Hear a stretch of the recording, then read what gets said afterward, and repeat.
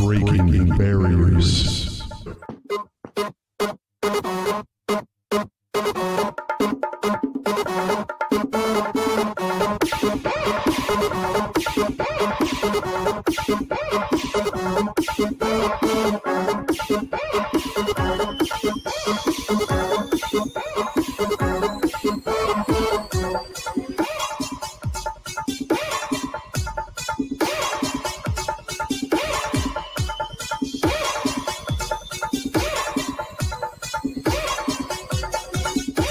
Breaking barriers.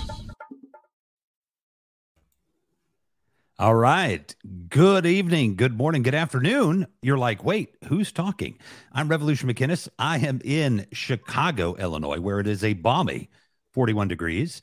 And I am with the amazing Dino Moore and Kimberly Kay. And this is Breaking Barriers. And tonight is going to be an excellent program. We're going to talk a little bit about the race because it's close down there in Georgia. And we are going to talk about Mr. Elon. We're going to talk about the richest man in the world. That's all I need to say. And why did he need my $8? So welcome to Breaking Barriers. More? Hey, Dino. Hey, Kimberly.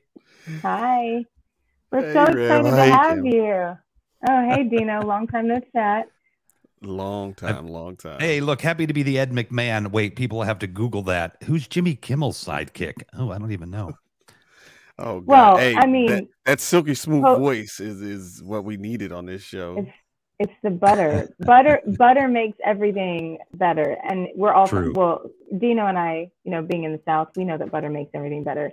So what a poetic start, though, because we all met in some form on a Twitter space, and then we're doing audio together now, and then we're going to get to talk about the person at Twitter's new management, what I like to call it. So what a wonderful time to be alive.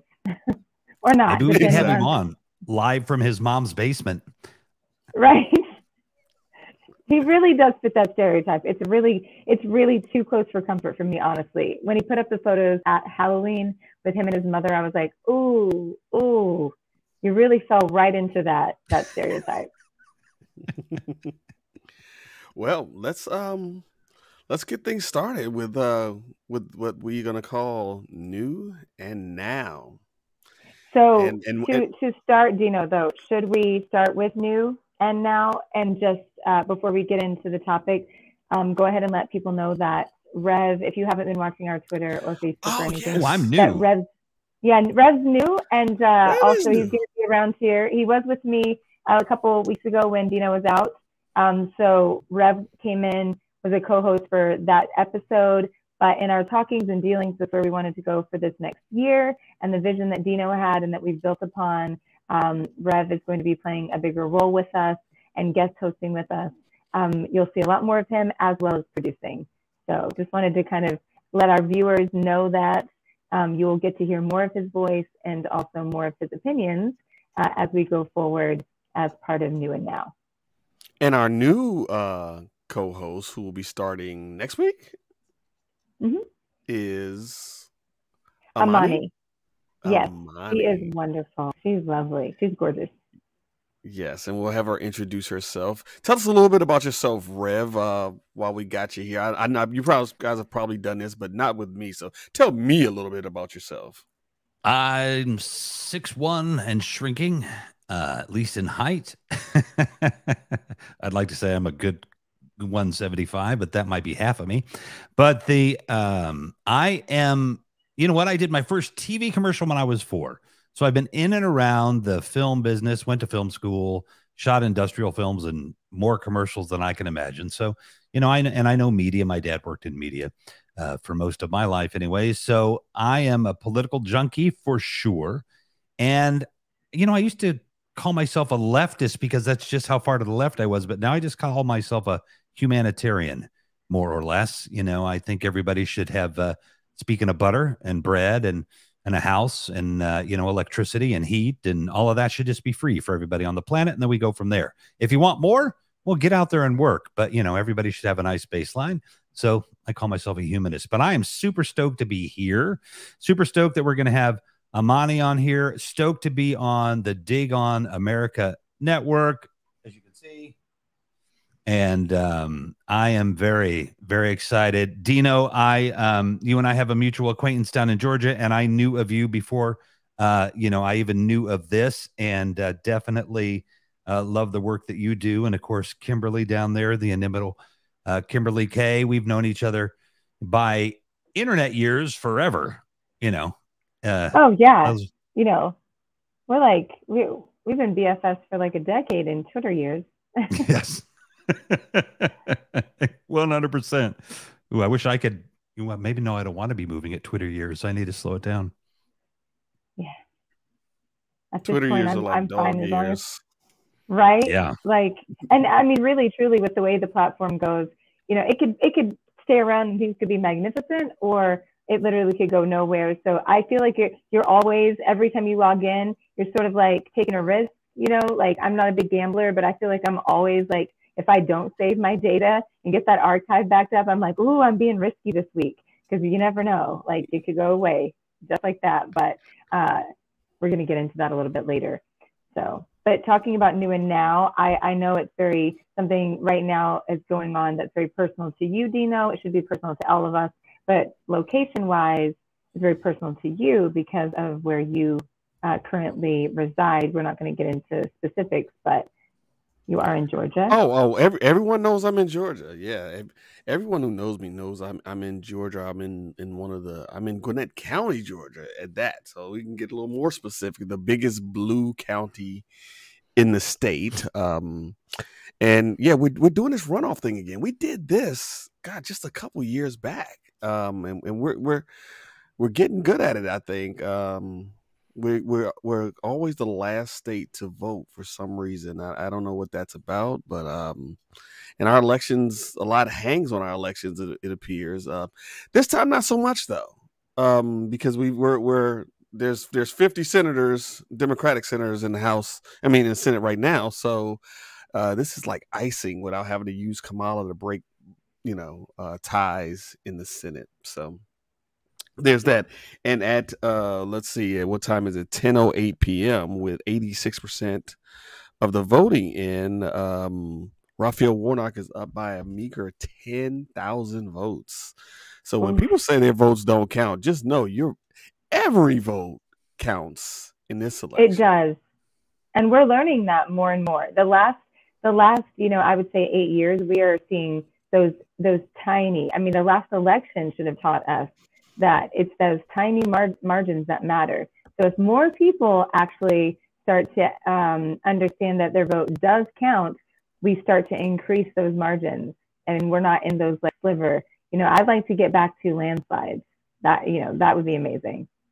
Yeah, Rev, do you have any? I don't know. Do you feel not being in Georgia, do you feel one way or another for either one of these candidates we've got running?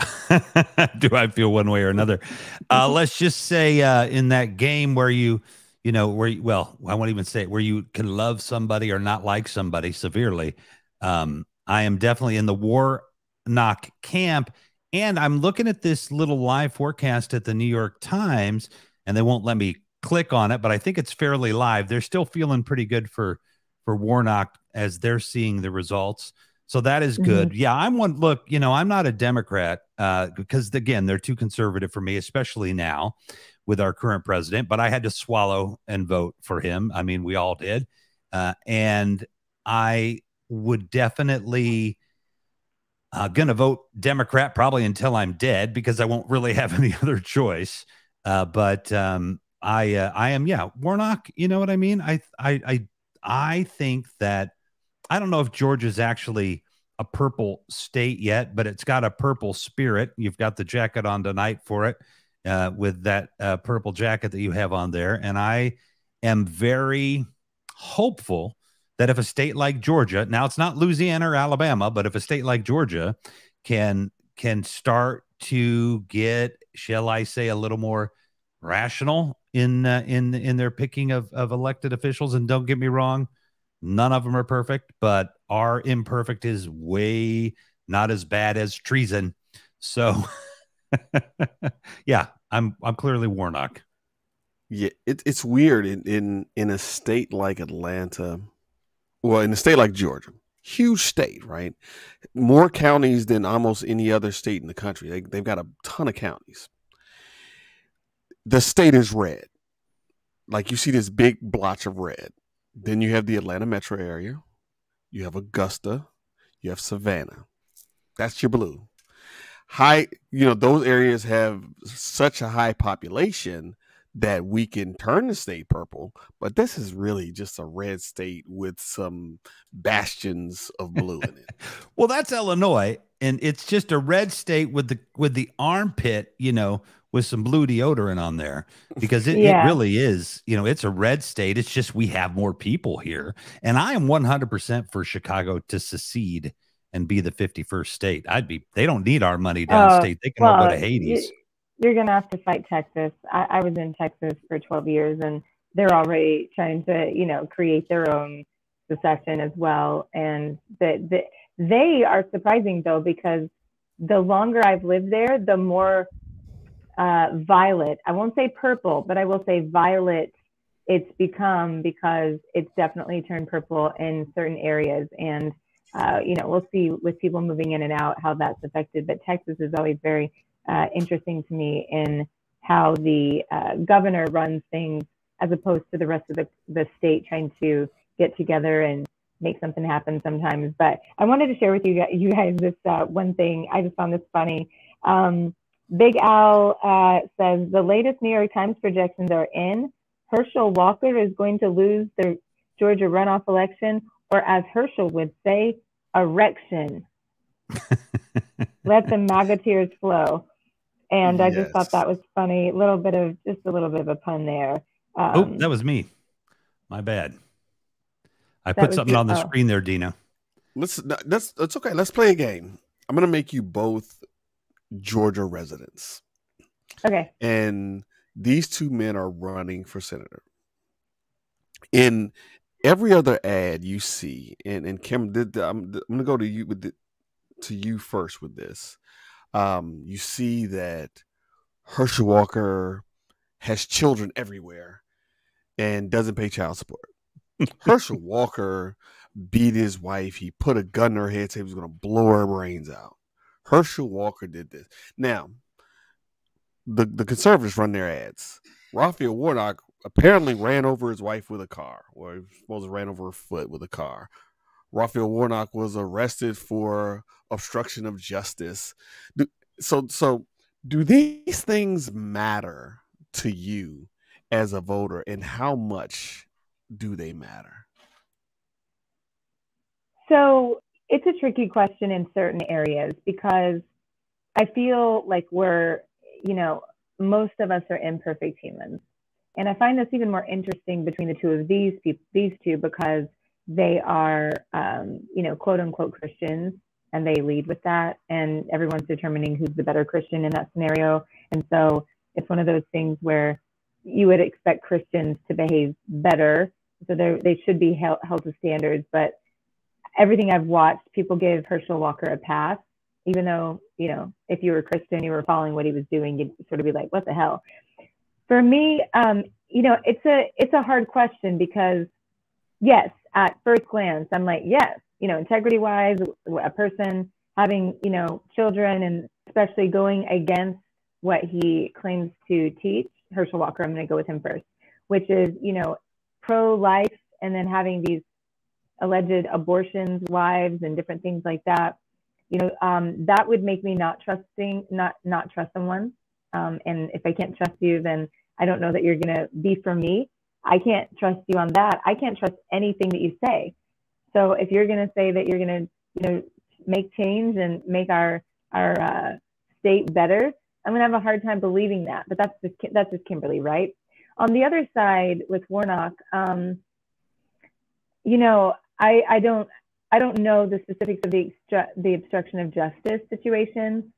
To be fully transparent, I would have to say that would make me nervous, right?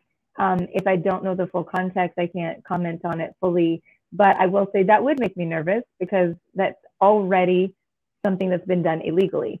But here's the thing, allegedly, or if it did happen, whatever.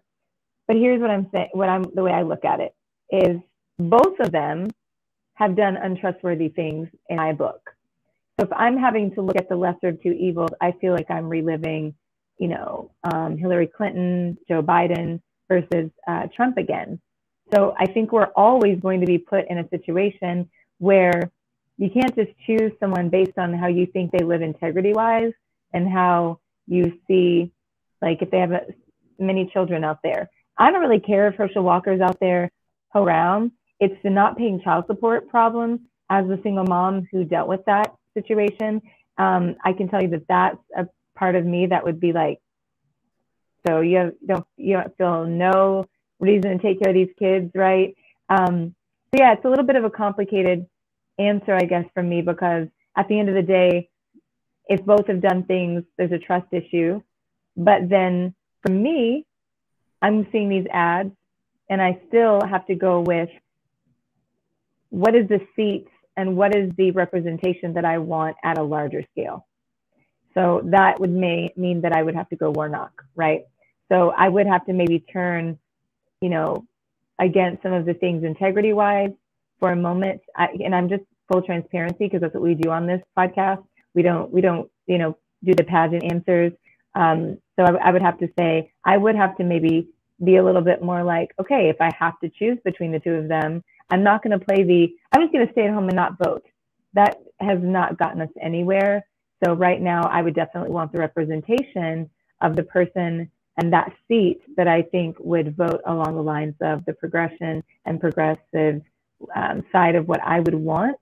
But I think it speaks to a bigger issue, and I'll wrap my point here, which is, you know, we have to build a bigger system. We cannot be stuck between the lesser of two evils all the time. That can't be the future. That's not the future I want to pass to my children, where I don't feel 100% on the people I'm voting for, or even 85% all the time, right? I feel like some of the things that are going on lately is that we're just having to choose the lesser of two evils, and that doesn't feel very comfortable, and it really makes being excited to vote and excited for change hard to be hopeful for. So that's the long story long on that. Maybe not exactly the answer that, you know, you were asking for, but it's all I can give you because it's hard. Yeah. And in fairness, so that I represent this fairly, like Raphael Warnock's church, like many churches in the country, like they owned a camp, a summer camp, and there were some abuse allegations at the camp by some of the counselors. It wasn't him. I don't even think he went to the camp. He sponsored the camp. And like even one of them was like one of the kids got urine thrown on him from a bucket, and so when these allegations came to light, Warnock went down to the camp and he told the children not to make statements to the police without an attorney. The police wanted to take their statements. And so he was arrested for obstruction for telling them don't make statements, just don't talk to the police. So there was that. And then there's also his church also owned a housing complex, like an apartment building. And there were people who were like behind on rent by as little as $20 who were evicted. Now, once again, I don't know. He runs the church, but I don't know how intimate he is with all these things. So I don't know how responsible he is for those things. Now, should he be more intimate with them? Maybe so. Should he be more responsible? Maybe so. So I want to be fair and not just say negative things about Herschel Walker. Raphael Warnock does have some, he's got some dirt on him. Rev, what do you think? You're muted. Man, the professional, ever the professional. I was just calculating, at least to the last update, Warnock's about 14,000 ahead. I don't know what you've got on your phone there. And look, I've lobbied people, in government, in politicians. And I remember back in the day when they would all golf together, eat dinner together in Washington, sleep with each other's wives and behind their backs, whatever they did. And nobody there was perfect. They were far from perfect. And I definitely had some people that I thought were good people, and they went to Washington and they did what they had to do, which was get a little corrupt and get a little crooked to get anything done. That is just, you can't go in there like Gomer Pyle or, some saint and expect to get anything done. Jimmy Carter, I think, learned that lesson by not getting elected the next time around, though him not giving up his integrity, that would be fine if you want to make that decision, but it's going to be tough to be effective. And just quickly, the way that works here in Chicago is as crooked as the day is long, but the city runs really well. It's a very, it's a clean city. It's, for the most part, we have a lot of issues with, racism and that kind of stuff here. But I mean, for the most part, it looks good. It runs well. San Francisco, they try to play it straight and honest, and the city, can't even get their garbage picked up half the time. And it's infrastructure is bad and stuff. So politics are a difficult thing. And so there's going to be good and bad on both sides. But again, I've been defaulting so much lately between the difference between maybe being a little crooked and being traitors, that's a big difference. And it's just going to be hard for me to get any more subtle than that, because until we can get past that, and we're not past it, but once we're past it, yes, we're going to have to reach across the aisle and try to get things done again and find the Joe Walshes, the Congressman Joe Walshes that are out there. And I've said to him in a tweet more than once, I can't forgive you, dude. And we've talked before, but I can't forgive you, dude, but I'm happy for what you're doing. And so we're going to have to break those barriers, which is, again, what I love about this, because we can talk both sides. They're not all perfect. But you got to pick the lesser of two evils, unfortunately, in a lot of elections these days. But to add to this real quick, because I also want to hear your opinion. You always slide out before we can get your opinions because you ask the questions. But as I was listening to Rev, I also had this other thought that that kind of sat with me, is hearing the story and the specifics that you said about Warnock. Not excusing anything. Definitely need to look more into that. But I think this is an argument that can be made in this way: the things that we're talking about Herschel Walker doing. This is direct choice making. This is things that are directly affected to the people that he is affecting, right? He's one-on-one. I think with Warnock, there's a couple of things that comes to mind. I'm not saying it's right, but I've absolutely told my kids at times, do not talk to any police without an attorney. I don't care what happened. That's just where I'm at. Do not speak unless an attorney is in the room.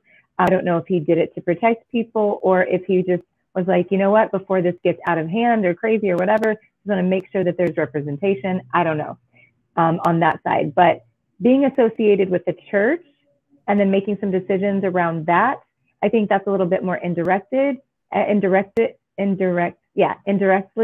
affecting people, as opposed to being the father of these children or the person who is forcing girlfriends to have abortions and things like that, when it goes against the very statements that he makes as far as his beliefs. So just had a moment to think about that as you explained it. And I think one is a little bit more farther removed. So just wanted to say that, and also catch up on a few things here. So Dutch is our fearless leader of Dig on America, and he says Warnock is outperforming his November self by 4 points in Gwinnett and 3 points in Cobb counties right now, and that he's up by 14,000 votes, so a 50.2 to 49.8% ratio right now. So very, very close indeed. And as we go on, I'm sure it will change. Definitely. And well, for me, what are your thoughts, Dino? This is as a voter.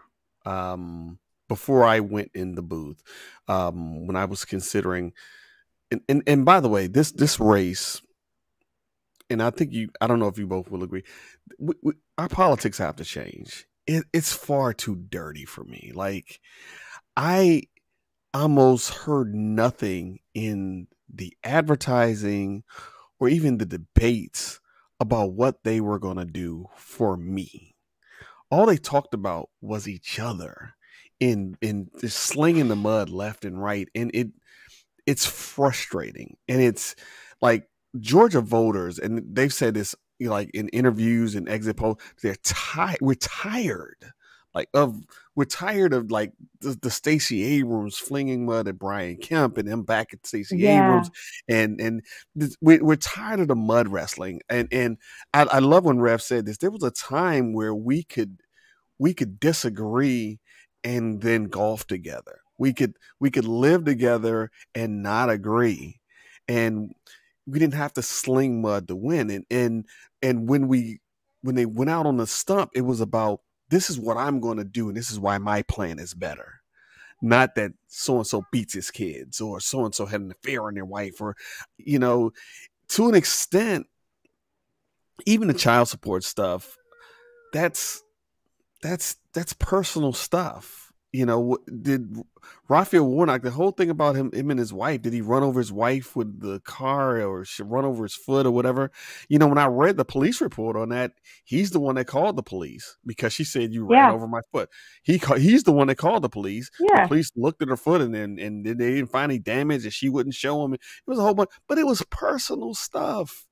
So what I care about is, what have you done before you decided to put your name on a ballot? Yeah, they just called it. Sorry. Okay, Dino, go for it. I was just about to call it myself because, like, I would know, but I was looking at Fulton County and it was only 21% he was getting in Fulton, and they weren't even at 90% with the votes in. So there's no way. I mean, he's got it. And the New York Times just called it seconds ago for Warnock.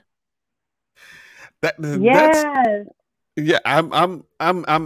overjoyed to hear that. And going to my point, Raphael Warnock has had a lifetime of service.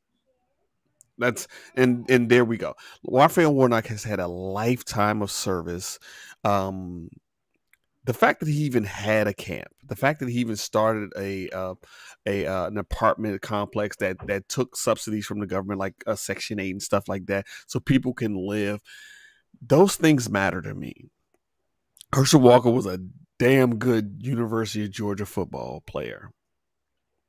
Don't know what more to say beyond that. I don't know what he's done more than that. And, you know, his charity that was supposed to help wounded veterans turned out to be some kind of like Trump-like scam kind of a thing. And it was weird, but I'll tell this story. And Kim, I know you wanted me to tell a story yesterday. I was at a location filming in South Georgia, and I decided to stop by a Cracker Barrel to get some food. And I sat in a booth. Behind me, there were two older white gentlemen sitting side by side. They were waiting for someone to join them. And I don't know if it's because of how I speak, or I'm not sure. I was playing with the waitress. We were having a good time, just chatting. And I don't know if they didn't know I was black, but they started talking about the race. And they would say, I love how Herschel Walker talks. That good old boy kind of a thing he's got. But they started laughing because he's hard to take serious especially when he tries to sound intelligent. And they're like, yeah, I love when he tries to use big words or try to sound intelligent. He makes me laugh. Now, I don't know if they meant that as a joke or if they meant that as they really like it. But then they said, yeah, I don't want some uppity N-word in an expensive suit talking down to me. Which you know what, I will agree that Raphael Warnock he uses $1 million words when he should use $5 words, especially when talking to the common person. And he dresses really, really sharply. It's weird. Like in his runoff ad, he was dressed differently than he was in the main election. He was in some jeans and a shirt with his sleeves rolled up, and he was on a motorcycle and he was doing his rev up to vote thing.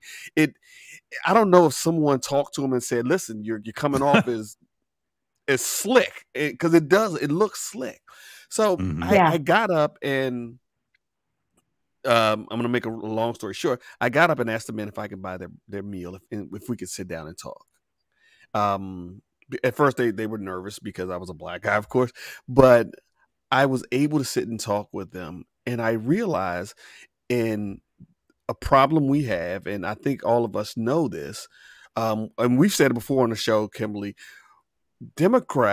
Republicans play a long game that Democrats don't play. They're in the political arena, they're smarter than we are. Well, no, I don't say I'm an independent, but they're smarter by and large. They do a better job of getting their message out. Like they energize their base like no other. And Democrats want you to know that they're smart. They want you to know they're smart, and they want the other side to feel stupid for some reason. I don't know why, because us independents and the people in the middle, we feel that too, because they're those in the middle without college educations who are the backbone of this country. And when Democrats talk down to Republicans, they're also talking down to them.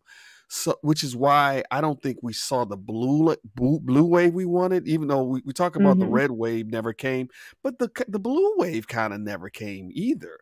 So not the way they predicted it coming. So I'm going to ask both of you guys is, why do you guys think that the polling is so far off? Because they thought this red wave was coming and it didn't hit. And do you think that both sides or Democrats are doing an awful job at talking to the everyday voter, the everyday American, Joe Sixpack? Rev, you can go first. Are we allowed to swear on here? I forget what network we're on. Yeah. I can say the donkey thing that starts with A. Now I don't even know what I was going to swear about, but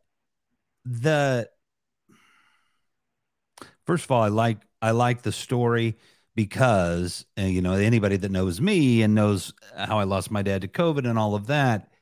One of the things before my dad really went down the Kool-Aid route with the QAnon stuff that he was trying to do and I was trying to do when Periscope was still around was bring like minds together. Like this is just post the first 2 years of Trump, just to say, look, we've got to get people like, a little closer to the center, but still Trump fans, and the other side to start to talk so that, because I mean, them was be fighting words to me that, had occurred there. And I'm not even, the person that would be applicable to, you know what I mean? So, but that you wanted to bridge that gap and that you like, hey, buy you breakfast. You know what I mean? Let's talk. Let's those, because what you need to do with folks, and I don't want to say folks like that or anything like that. What we need to do when we are trying to convince, and let English language, I need a better word, but when we're trying to expand people's minds with maybe what we're about, is it's going to take more than one encounter. That that one encounter they had, but they're going to walk away with oh wow, that's a different take. And then when the next take comes, they can get in a little further, right? And when the next take comes, they'll get a little further into maybe understanding who we are. Because the first thing we need to do is identify that everybody is an American. And, again, except for the straight up traitors, everybody, is an American and really needs the opportunity to have some redemption. All of us, because none of us are perfect. And maybe some of us on the left need the redemption around the fact that, we should have seen some of this coming and tried to break some barriers. I've worked that in twice now tonight, break some barriers earlier. You know what I mean? We really do, because again, everybody should take that as an example. Dino, you can't always do it. You know what I mean? I really do say, I'm a pacifist until you punch me in the face. I'm not going to sit there and take it.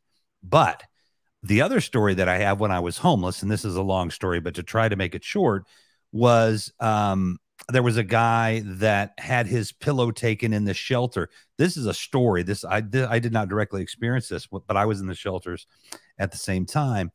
And somebody took his pillow. It was this precious pillow, and they threw it away, the shelter people. So then he came out angry and got into a fight, right? With somebody. And what I've learned is, if somebody just randomly is harassing me, punches me in the face, and I had this happen during COVID. Again, a guy was going into Walgreens without a mask. And I'm like, dude, whoa, this is early on. I'm like, what are you doing? What are you doing? Anyway, bit of an altercation. It was fine. Thank goodness I was a lot bigger than him. But I will tell you, when a short guy wants to beat you up, you better run. But anyway, because he's going to be serious. But again, the same thing. It was, look, okay, let's calm down. Let's figure this out. And let's work it out together, because we're all Americans. We really are. And we have to be Americans, and we have to show each other that we care about the country. Because if we don't, this is not the greatest democracy in the history of the world. Far from it. Let's hope there's a better one someday, but it's all we got. So, thanks, Rev, for so many parts of that. So much to unpack there. I guess the direction that I'm going to come from is both personal observation. I like to say this, and I'm sure people get annoyed by it, but I'm going to say it again. I feel like a strong point of mine, amongst a million weak points, is reading trends in sociology, reading trends in people online and life and all of those things. So I'm going to come from a personal observation level in this answer, and also someone who worked on campaigns, successfully got 2 Democratic mayors elected in my hometown in Texas, small little area. And what I've noticed growing up in the South with parents that, didn't finish their educations, were not looked upon as, respected by a lot of people. I can tell you that this idea of, feeling like you need a voice and you want to feel like somebody relates to you is the #1 issue that we have as Democrats. I have never in my life seen a group of people, and I vote Democratic, but I will say this, and people get annoyed with this, but this is just what I've watched growing up. As someone who grew up in Mississippi and Arkansas, home with Bill Clinton, worked in politics during that time, as someone whose parents did not vote for Trump, before y'all start thinking, I can tell you that I have, on many occasions, working on many campaigns across this country, watching things online, seen Democrats' pretentiousness and almost this, back before maybe now, this idea that we don't need to appeal to those people. We don't need to relate to those people. And that those people I'm using for a reason, because that is the way that they make people feel at times. And, this is, the Republican side, as to the side. I've literally watched Democrats in campaign rooms sitting there picking out the neighborhoods they thought were going to show up for them, that they really thought were the most important. And they weren't even the ones that had the most people. It was the most bizarre shit that I've ever seen in my life. It would be like, no, we're going to show up to that dinner. We're going to show up to that Chamber of Commerce meeting. We're going to show up over to, that group setting over there. But what you saw Trump do is you saw Trump get people together and pick out the points that they were proud of, pick out the points that he could speak to. And Democrats, Bernie aside in that group, and Elizabeth Warren and different people, Democrats have had this whole, we need to have our Ivy League dinners, and we need to give our TED Talks every time we speak, and we need to be, well-versed. But at the end of the day, my dad is a great example. My daddy can go and meet anyone, color, age, background, whatever, in a Walmart And you know what? His ass is back at the cookout at our house in an hour, and he's brought all those people with us.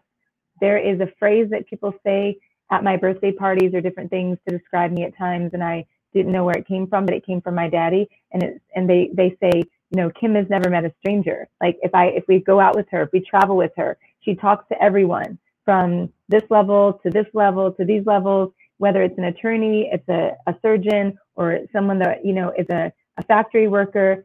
It's never ever occurred to me that there's a status system in this country that I should be focused on. And especially with politics, I feel more driven to speak to the people that I feel are not getting their voices heard. So how Democrats missed that, and some will claim they didn't and have lots of pretentious reasons why and get their egos involved. You know, I'm not going to, you know, for the sake of our show, I'm not going to just turn a blind eye and say, no, you know, Democrats have been trying for ages. They say they have.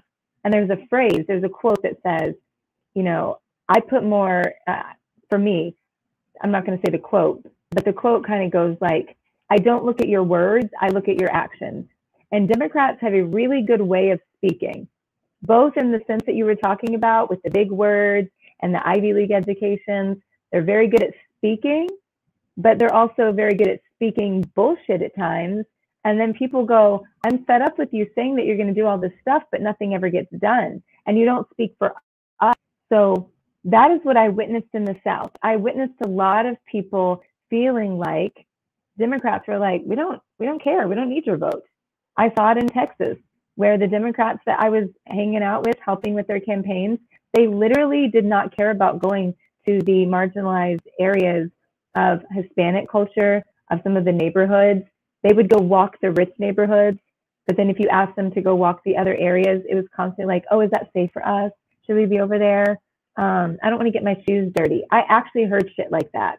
Now, I'm not saying that the Republicans don't do that. I'm not as familiar. So I wanted to personally speak to what I saw. So yes, to your question, I absolutely think that we have a problem with the relatability sometimes. And that is actually the biggest strategy we should have in place right now. First, we should have more structure and being more unified on our fucking plan, because we look like a shit show, hot mess fucking express. The DNC has always looked like a mess when it comes to relating to those groups of people that they don't feel are worth their, you know, their efforts. And now you see people like Bernie Sanders and Elizabeth Warren and people that were getting out and talking to regular people on the progressive side. And you started to see some of these people that were Democrats go, oh, we're going to start, you know, acting more grassrooty. You know, we're going to be like the normal people. And the biggest example I could tell you that came off fake. Democrats, to me, they will claim that they want to relate to people. And then when they try to put it in place, if it's not authentic, people like me that grew up in the South, or people like you that are from Chicago, Rev, or, you know, Dino, where you are over in Atlanta, we call bullshit fast. Our bullshit meters are very, very sensitive. I say I'm allergic to bullshit. And when I saw the biggest example of this, Beyonce had a song out where she said she had hot sauce in her bag, and Hillary Clinton was on the campaign trail. And to be more relatable, and not in the ways that she could have maybe related, right? She could have found ways to connect to people on TV shows that she watched on Netflix, books that she read, you know, flowers that she liked to put in her garden. Of all the fucking things that she chose, this bitch chose to say, I carry hot sauce in my motherfucking bag. Really, Hillary? You got a whole bag of hot sauce in your fucking coach right now? I do not fucking believe that at all. And that made me just go, are you serious? We have some problems when, you know, somebody on her campaign said, in order to be more relatable, you know what you should do? You should say you have hot sauce in your bag. I was so clutch right now. That would get us the black vote. Are you fucking serious? No, how about we talk about the things that we're actually facing those communities? So without me going too double clap in this part, I just wanted to state that, you know, I say hold the Republican side accountable, absolutely, for what they do and all of that. But on this podcast, the listeners that we attract more often than not are going to be Democrats, independents, progressives. And this is my call to you to stop playing into the bullshit and start holding the Democratic side, progressive side, independent side, more accountable to actually trying to relate to people so that we can start to widen these margins and people don't start saying, you're just trying to get my vote. And if anybody's ever campaigned in the South or in lower income communities, marginalized communities, they literally go, you don't fucking care about us. You just want our vote. They can read through it. So the people that you think are less intelligent, maybe they don't have that Ivy League degree. Maybe they're not as book smart as you expect, but they're street smart, and their intuition and that ability to call bullshit and their ability to put 2 and 2 together is sometimes better than the Ivy Leaguer that has no damn common sense. Because if you've ever met someone that's so book smart, that like they literally, everything goes right over their head, that is what we don't face in the South. This, south side of Chicago, the south of the US, south side of Atlanta, those people are street smart and they can call bullshit because it's the way we survive. We have to learn to call bullshit to see who's telling us the truth, because if not, survive. And that's in the communities, that's in gang affiliation, that's in prison situations, that's in where I lived in the trailer parks. There's so many different things. You have to read people in order to believe them so that you can survive. And at the end of the day, if I don't believe you, I'm not going to trust you. So no, Hillary, I don't believe that you had fucking hot sauce in your bag. Well, I guarantee you, Herschel Walker probably's got a big thing of hot sauce in his bag. And I think he'll be carrying that bag. Dude, you put some condoms in that bag. Dude. Is what it is. Viagra with his hot sauce. Is he putting the hot sauce on the Viagra or the Viagra on the hot sauce? Exactly. But we do know that this dude had no fucking condoms, and he definitely was not talking to anybody who had birth control in their bag either. So we could do a whole episode of what's in our bag and what should be in our bag. He's stuck in his house because he drove into a strait and he doesn't know how to pull out, so he can't leave his house. But speaking of, it's going to be interesting to see how his friend Donald Trump views this, considering that he told the Donald Trump people to stay away from him in the runoff because he was a little bit toxic. Well, segueing where Donald Trump is not staying away from, what we have yet to see is Twitter. His account is back, and his number of subscribers or fans or whatever has gone through the roof. He has yet to make an appearance on Twitter. What do we call it? Twitter, the next generation, Twitter 2.0. Twitter 2.0 is what he was calling it. Yeah. Let's see what it is. What is that all about, Kimberly? So right now, Twitter is a bit of just a question mark, I think, on all levels. So we had the Twitter files that came out that we're going to get a little bit into. We have Donald Trump being reinstated. We have the prisoners of Azkaban being released. Like, there's no fucking, rhyme or reason to that. No Harry Potter reference. If you guys don't get that, you can look it up. So, I mean, it's pretty much chaos in a lot of ways. You have I don't know if he's called the CEO, the chief twit. I'm not sure what it is, but you have Elon over here acting, like literally communicating through memes. I think he's taking a rule from Donald Trump's playbook where he just says shit. So he puts up these little diagrams that state how many users are using the platform, and you've got Twitter ex-Twitter employees coming in and saying, so that's old. Just so you know, you cut off the date at the bottom, and also like that came from this company, so give them credit. So you have Elon stealing graphics that are old, cutting off the bottom from the companies that did this research to show how many daily users there are. You have Elon speaking through different people. He sort of has a couple of different mouthpieces that he's using right now, so different people speaking for him. Donald Trump, I think, is sort of deciding, I think he's waiting to see if he really wants to give in to coming on Twitter like early before, because I don't think he was prepared that they were going to let him back on. So this is just my thoughts. I think that he and his team are really thinking about what is the best way for him to sort of jump back on the platform. What is the grand entrance situation? And also, I think it speaks to this.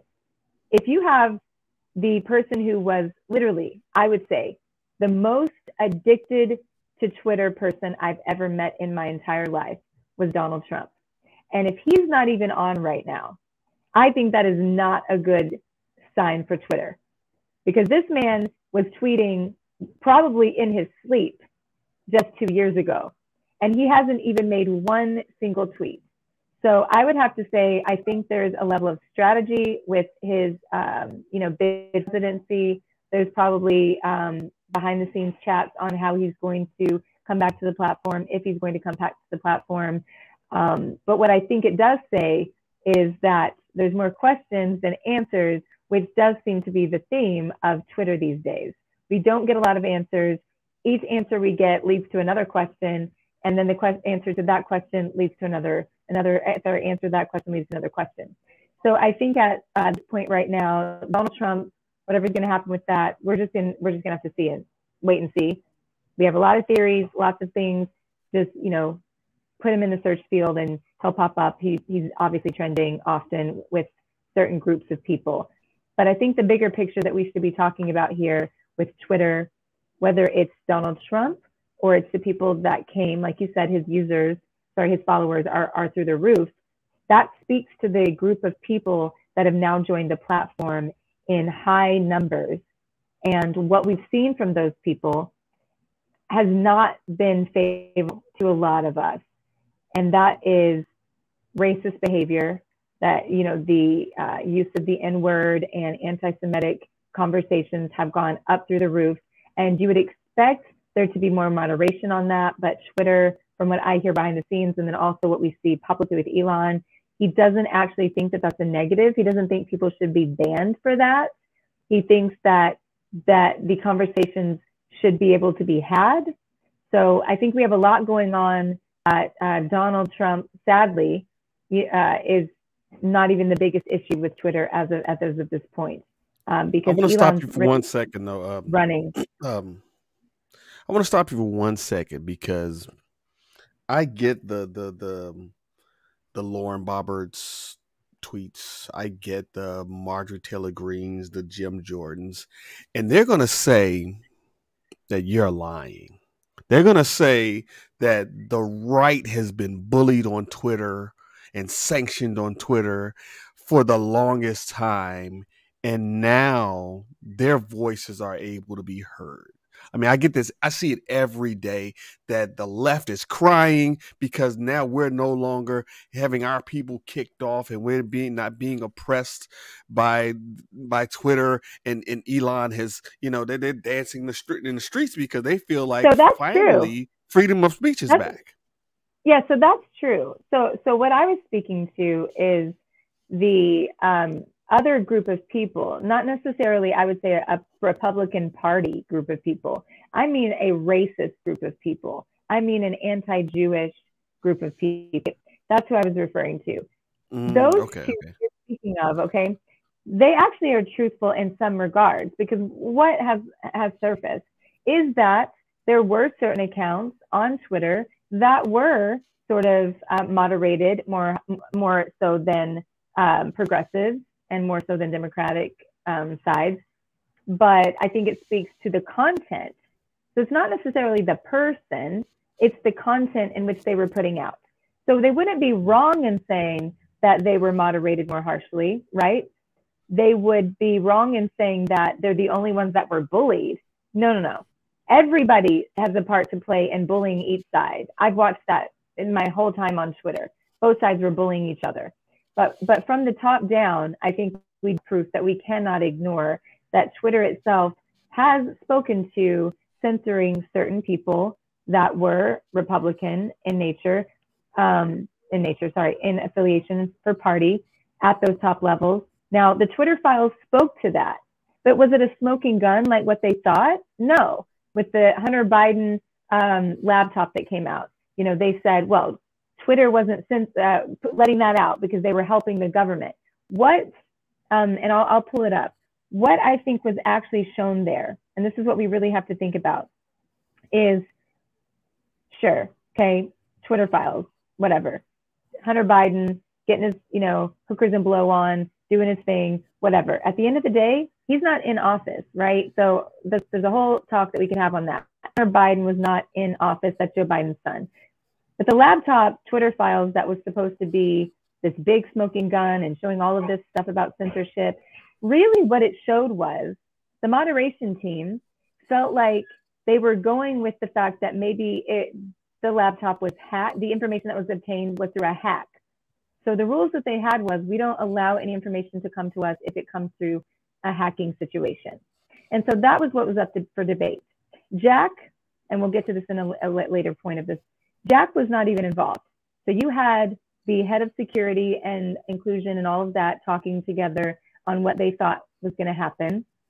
And the biggest issue that we find with this is that throw out what happened with Hunter Biden and all of that and the censorship and all, whatever. But the language we did see, we can't lie about, is that they were speaking, and on a large scale, more people that worked at Twitter did lean left. We do see the videos of people that worked at Twitter saying that once you start at Twitter, no matter what your affiliation is, you do feel that you are sort of pulled to believe a certain way because it's the politics that Twitter sort of puts in place of that progressive culture.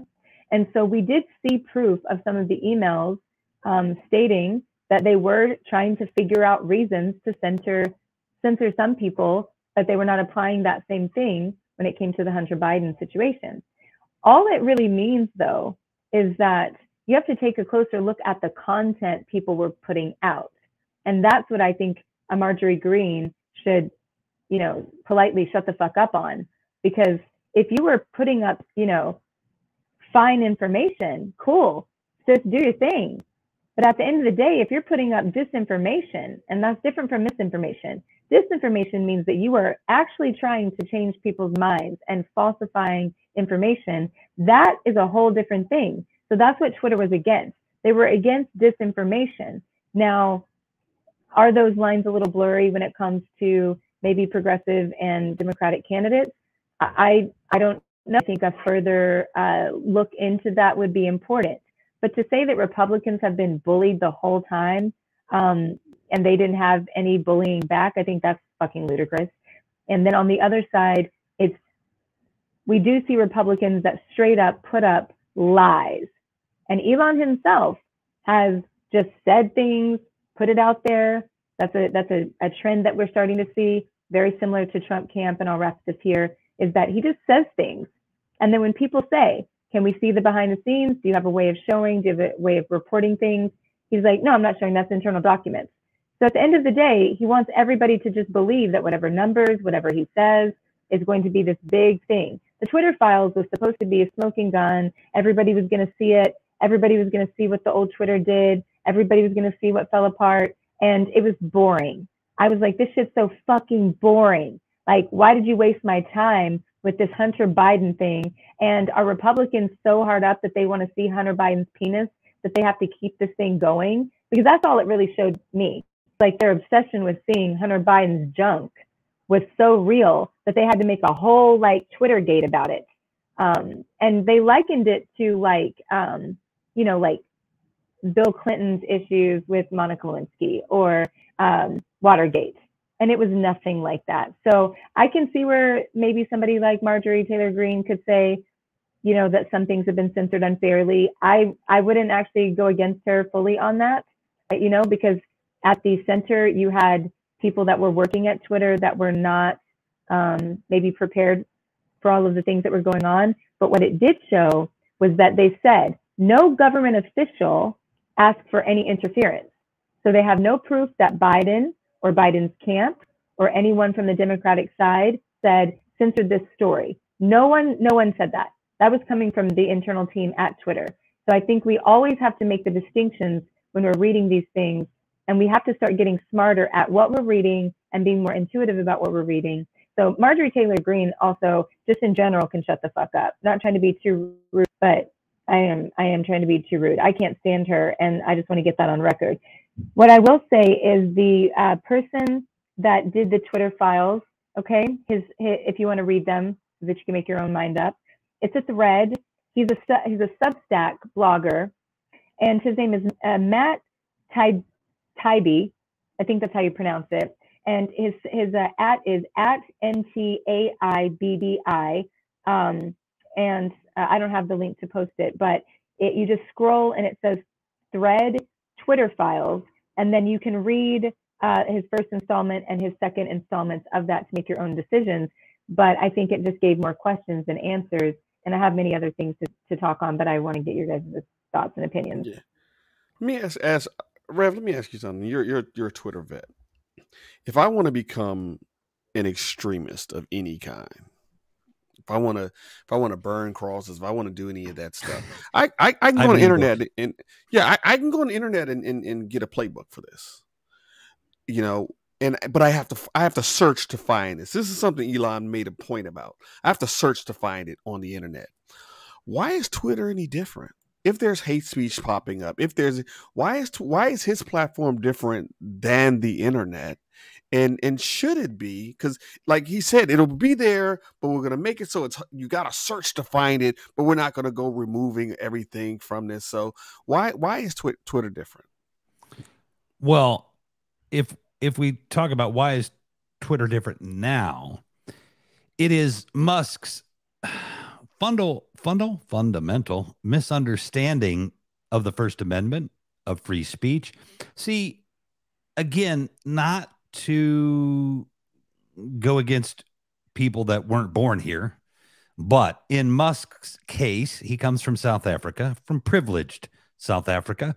And just like in the South, the white people that are even woke, so to speak, still kind of have that condescending tone and attitude when they talk about colored people or whatever, right? That you'll still get down there in the South. They can be, but I have a black friend, but seriously have black friends, and still have that kind of coded Southern way of thinking that they need to work on. That's called being a co-conspirator, not just an ally. But that same thing is what you're going to get from a Musk, and he has a fundamental misunderstanding of the First Amendment.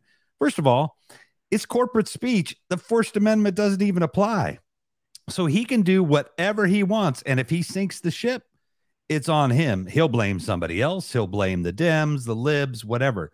But he is allowing stuff, again, to take it back to uber personal stuff that, fucked up my father's mind and led him not to get vaccinated. And, you can find the Chicago Tribune story about it. And that caused his death.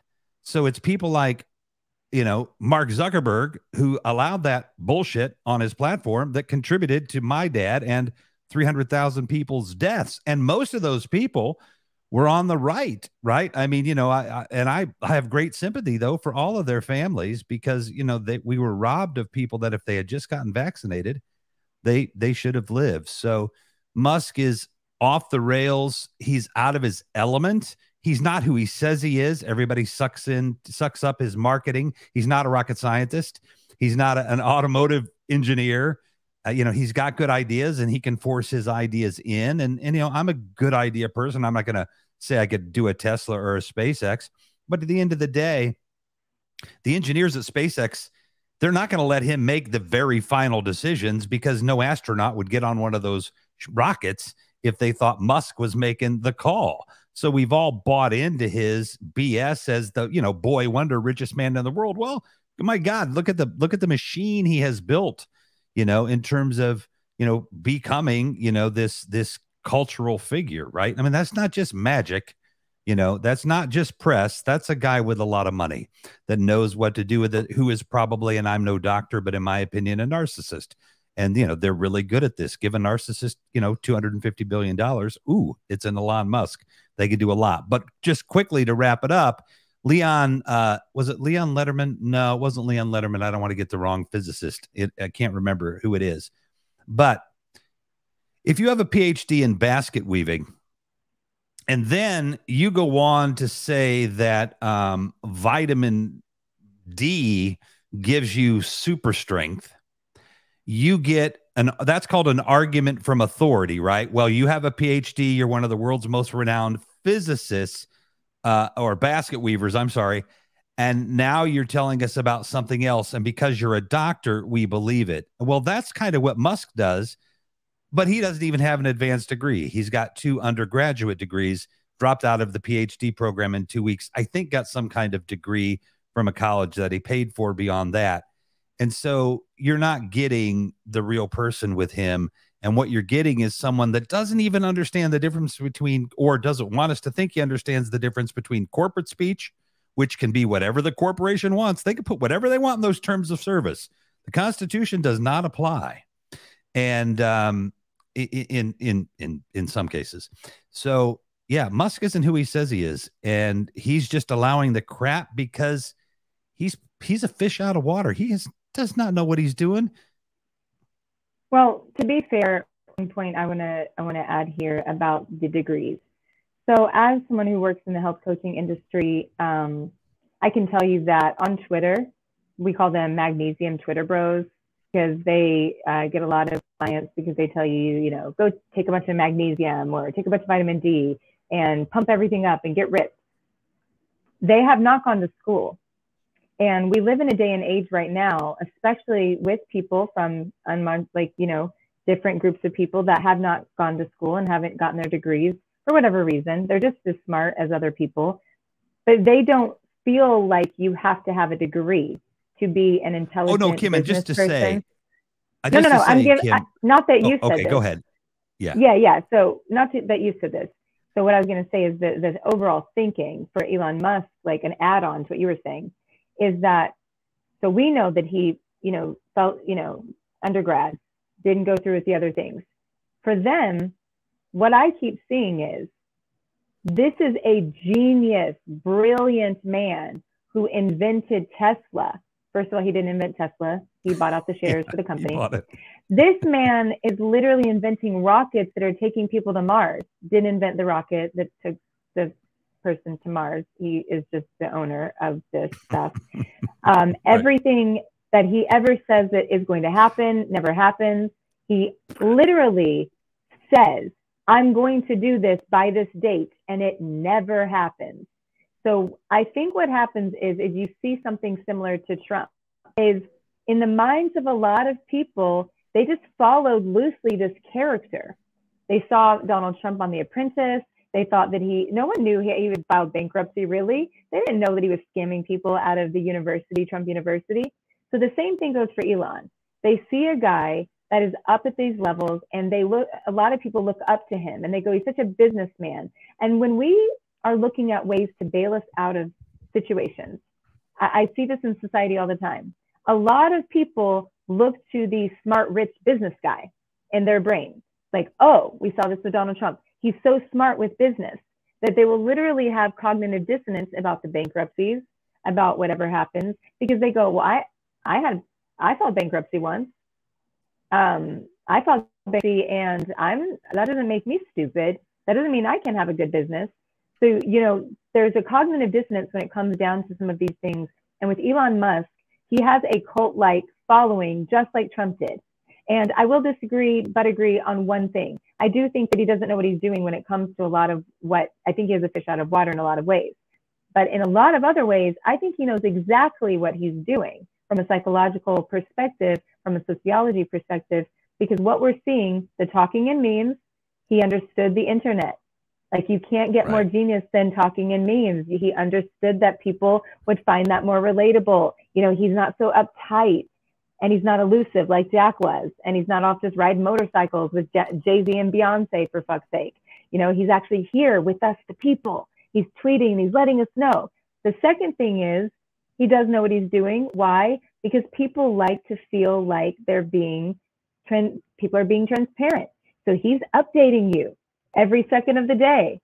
Like, hey, guess what's going on? The other thing that they're able to see is, if you look at your feed, you see Elon Musk replying back to your regular people that don't have the blue checks, that are not famous.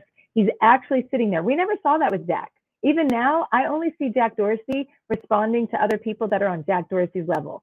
So they're tech gods, they're tech, trendsetters, and that's all he responds to in celebrities. But Elon Musk is responding to the guy that's over in Kentucky right now, asking if he can download his old Vine videos. that he used to do in his trailer park, with his trailer park friends. And nothing against trailer parks. I used to live there. My parents still do. But on the other side, Elon got the memes right. He got the tell people what they want to hear. He got the play into the whole, like, this is a rigged system.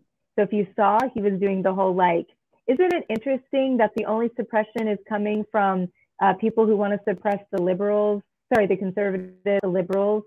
He really did study the people that he was trying to pull into this app, and it worked because they not only came over, but they're staying. So they didn't come over just for a little bit, like when we saw the influx, when Elon said he was going to be taking over, we saw an influx come in, and then people didn't stay because they didn't like it. But now that they have this free pass, which is under the disguise of free speech, to be the racist, to be the misogynist, to be the anti-Semitic people, and then Elon is making them feel like they're in the club. It's literally a high school vibe to me. I don't know. I was going to go to Dino on this. I don't know how you feel about this. Being, you're a Black man, the use of the N-word went up by like 500% in comparison to Hispanics and Jewish commentary. That those also went up, but the largest group was Black comments about Black culture and the N-word. And then also, just in general, your thoughts on the feeling, because for me, it feels very high school. It feels like I'm back in the South, and it feels like the white friends and the white people are claiming that they're Black friends and they're hanging out with them sometimes, but they feel like they can get away with more because the people around them are doing it. So it feels very high schoolish to me. But how do you personally, as a Black man, feel about the way more language is being allowed on the platform? And how, I would ask you, do you feel a struggle to stay and support something where these things are being allowed, or do you feel that you should be there to have representation of your voice? Wow. Wow. Those are great questions. Well, one, I'm not a representative of the Black race. I'll say Yeah. that. I'm not their spokesperson to a large extent because I don't want to say I'm different, but I am. Like, the N-word doesn't bother me at all. Yeah. I don't give Honesty because is working as a writer, what we I need. don't give power. Yeah, I don't give power to words Mhm. to control my emotions. So I'm not that easily manipulated because I know that there are those who may want a reaction from me and use that word in order to trigger that reaction, which puts me in a situation to where now I'm defending myself because I look like I'm out of control. So there's that. So people using the word, don't care. Okay, I don't care. My tribe, like you guys that I found on Twitter, I can find my people when I want to. But as I said last night on our Twitter space, I like for my racists to be free to be themselves because I want to know who they are. I want to be I was able to hoping spot you you. would repeat that. I was Yes, hoping I that don't part want would come I out. don't want you hiding your hate. Just if you throw a rock at me, let me see the hand that threw it. Okay, let me. If you're gonna call me the N-word, say it to my face. Let me see. I'm not gonna punch you, but I'm gonna remember you. So there we go. So all these people were coming out with their subtle hate and their all this, not even subtle anymore. It's good to see. Now, are people gonna go overboard? Yeah, but for me, it's weird. I have like a guilty pleasure of watching reality TV. And it's weird. Someone said, posted on Twitter, they reposted it. It was like 7 years ago. Like, everybody who's following Kanye West is not going to be long before he says, "I love Hitler." And then that was like in 2015, and now bam, here it comes, and I'm like, so I love Elon saying, "I'm bringing Kanye West money," and they get it arm in arm, and him and Trump, and then bam, that comes out, and then, like, now they're trying to distance themselves, they're scattering to do it. I love to see that kind of disarray in the world. It's weird because people who have this righteous indignation. I love when the N word slips out and like, I don't normally say this. Okay, great. If you don't normally say it, it wouldn't be in your lexicon. It wouldn't be there to slip out. So that kind of thing, it amuses me because I'm an observer. Being on the spectrum and seeing a person like Elon, I recognize his behaviors in people I was in school with. Yeah. I recognize his behaviors even in that of my son who's on the spectrum. Exactly. He tends to lock on to certain things, and when he gets hyper focused, but he doesn't know or doesn't recognize when he's going too far. Yeah. I'm that way sometimes as well. So, but you're right about this, and I'll wrap right here.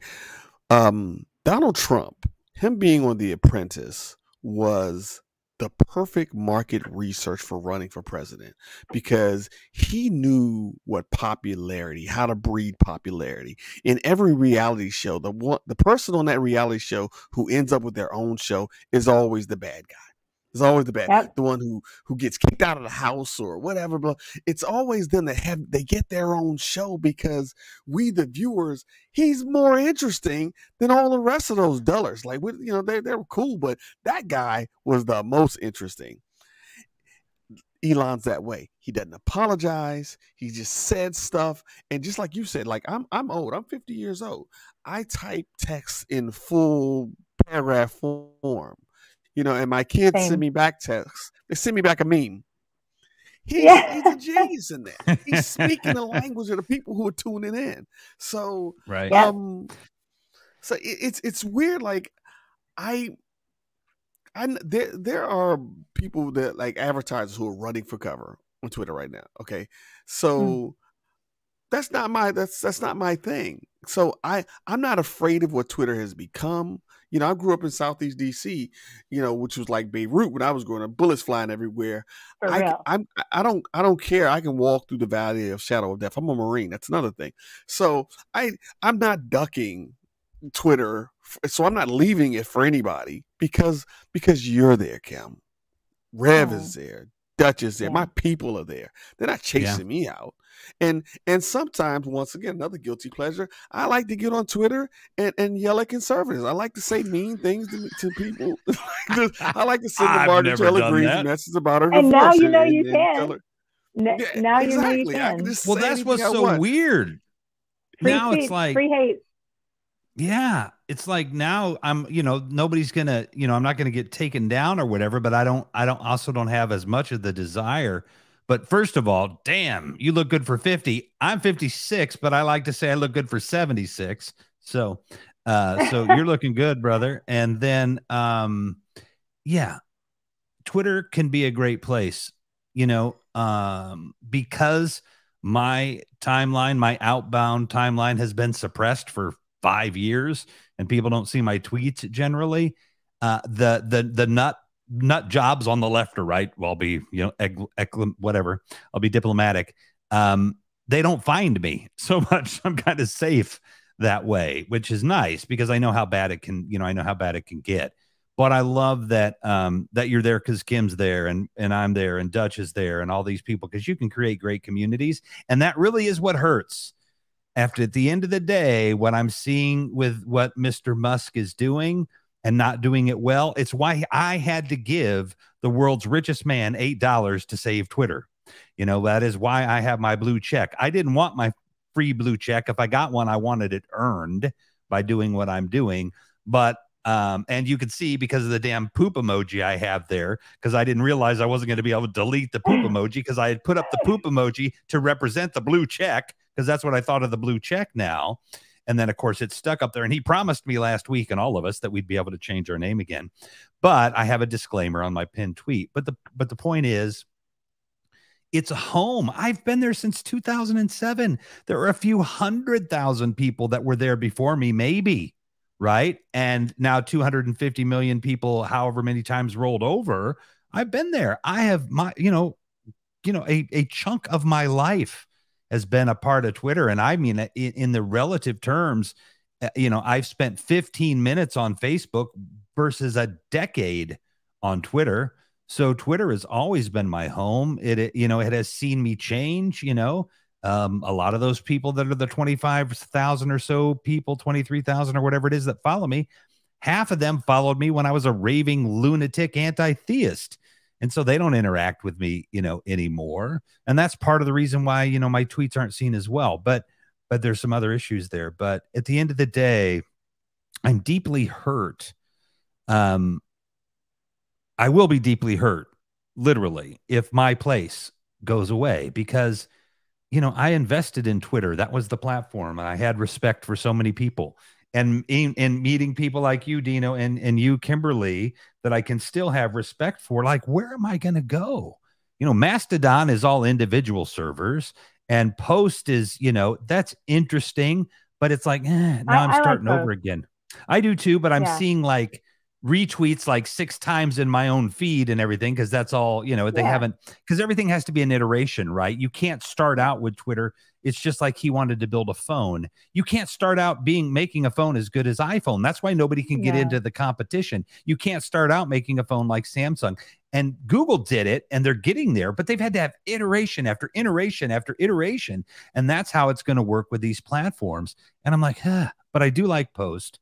And I am enjoying that a little bit, but my people, like you said, they're on Twitter. I got all kinds of them. And I have people around the world that if I ever get that $65 million for the Gulfstream jet converted over for another $1 million to a French fry oil powered, Gulfstream jet, and I can travel the world and see all my friends and make the world smell like French fries and not pollute the atmosphere.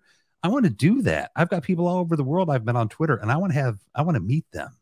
I really do. Well, I really appreciate both of your thoughts on that, because I think it's important to see the personal level, talking about all of these things at the executive level, and we're talking about Musk, but it's important to see the real people that are affected, and we don't want to miss that. We don't want to, be so caught up in talking about new management that we forget the people who are really being affected right now. And so thank you both for, expressing that. And Dino, just your full transparency, the reason I wanted to ask you that question first, probably led with the wrong type of way about that. But I really love that you just come straight with it. And I had a feeling that I knew kind of where you were probably going to go. But I do think this, maybe it's a spectrum issue for me. I don't fear the end of any platform. And the reason why is similar to your answer, Dino, is with words. You said you don't let people have power over you with words. If I start letting people at the top levels of tech determine my worth and my ability to connect to other people, and I start fearing that if this one platform goes, where am I going to go? That is going to bring a shit ton of anxiety. So I like to look at it in that regard, which is, I will never let a Mark Zuckerberg, an Instagram, Adam Mosseri, a Jack Dorsey, anyone who works at anything, have that level of power over me that I don't believe I am worthy or able to start. It's not that I think anyone's speaking about that, like Rev, you said you don't want to start over. I don't think it's that you don't feel like you're capable. You obviously are. I think it's that you just don't want to, right? You're like, I would prefer not to. So I definitely read that in your voice. For me, it's that I have deleted an entire following, as you two know, and I've spoken about before. That was hundreds of thousands of people. I had, gone from Instagram and Facebook, which were a bigger level of my followers. And then I hopped over to Twitter just this last year again, after having, 67,000 followers years ago for my TV show, starting at this new one, and was able to build up. I think I have roughly smaller amount, 10,000 followers, but it's an authentic group of people, and it's a community of people that I met with you and Dino. So I know it's possible. And the other thing is, working in tech, watching trends, I can tell you, for years, no one could see what was going to come after Facebook. So one, we never saw Facebook coming, right? We were used to MySpace for a minute. We were doing the new things.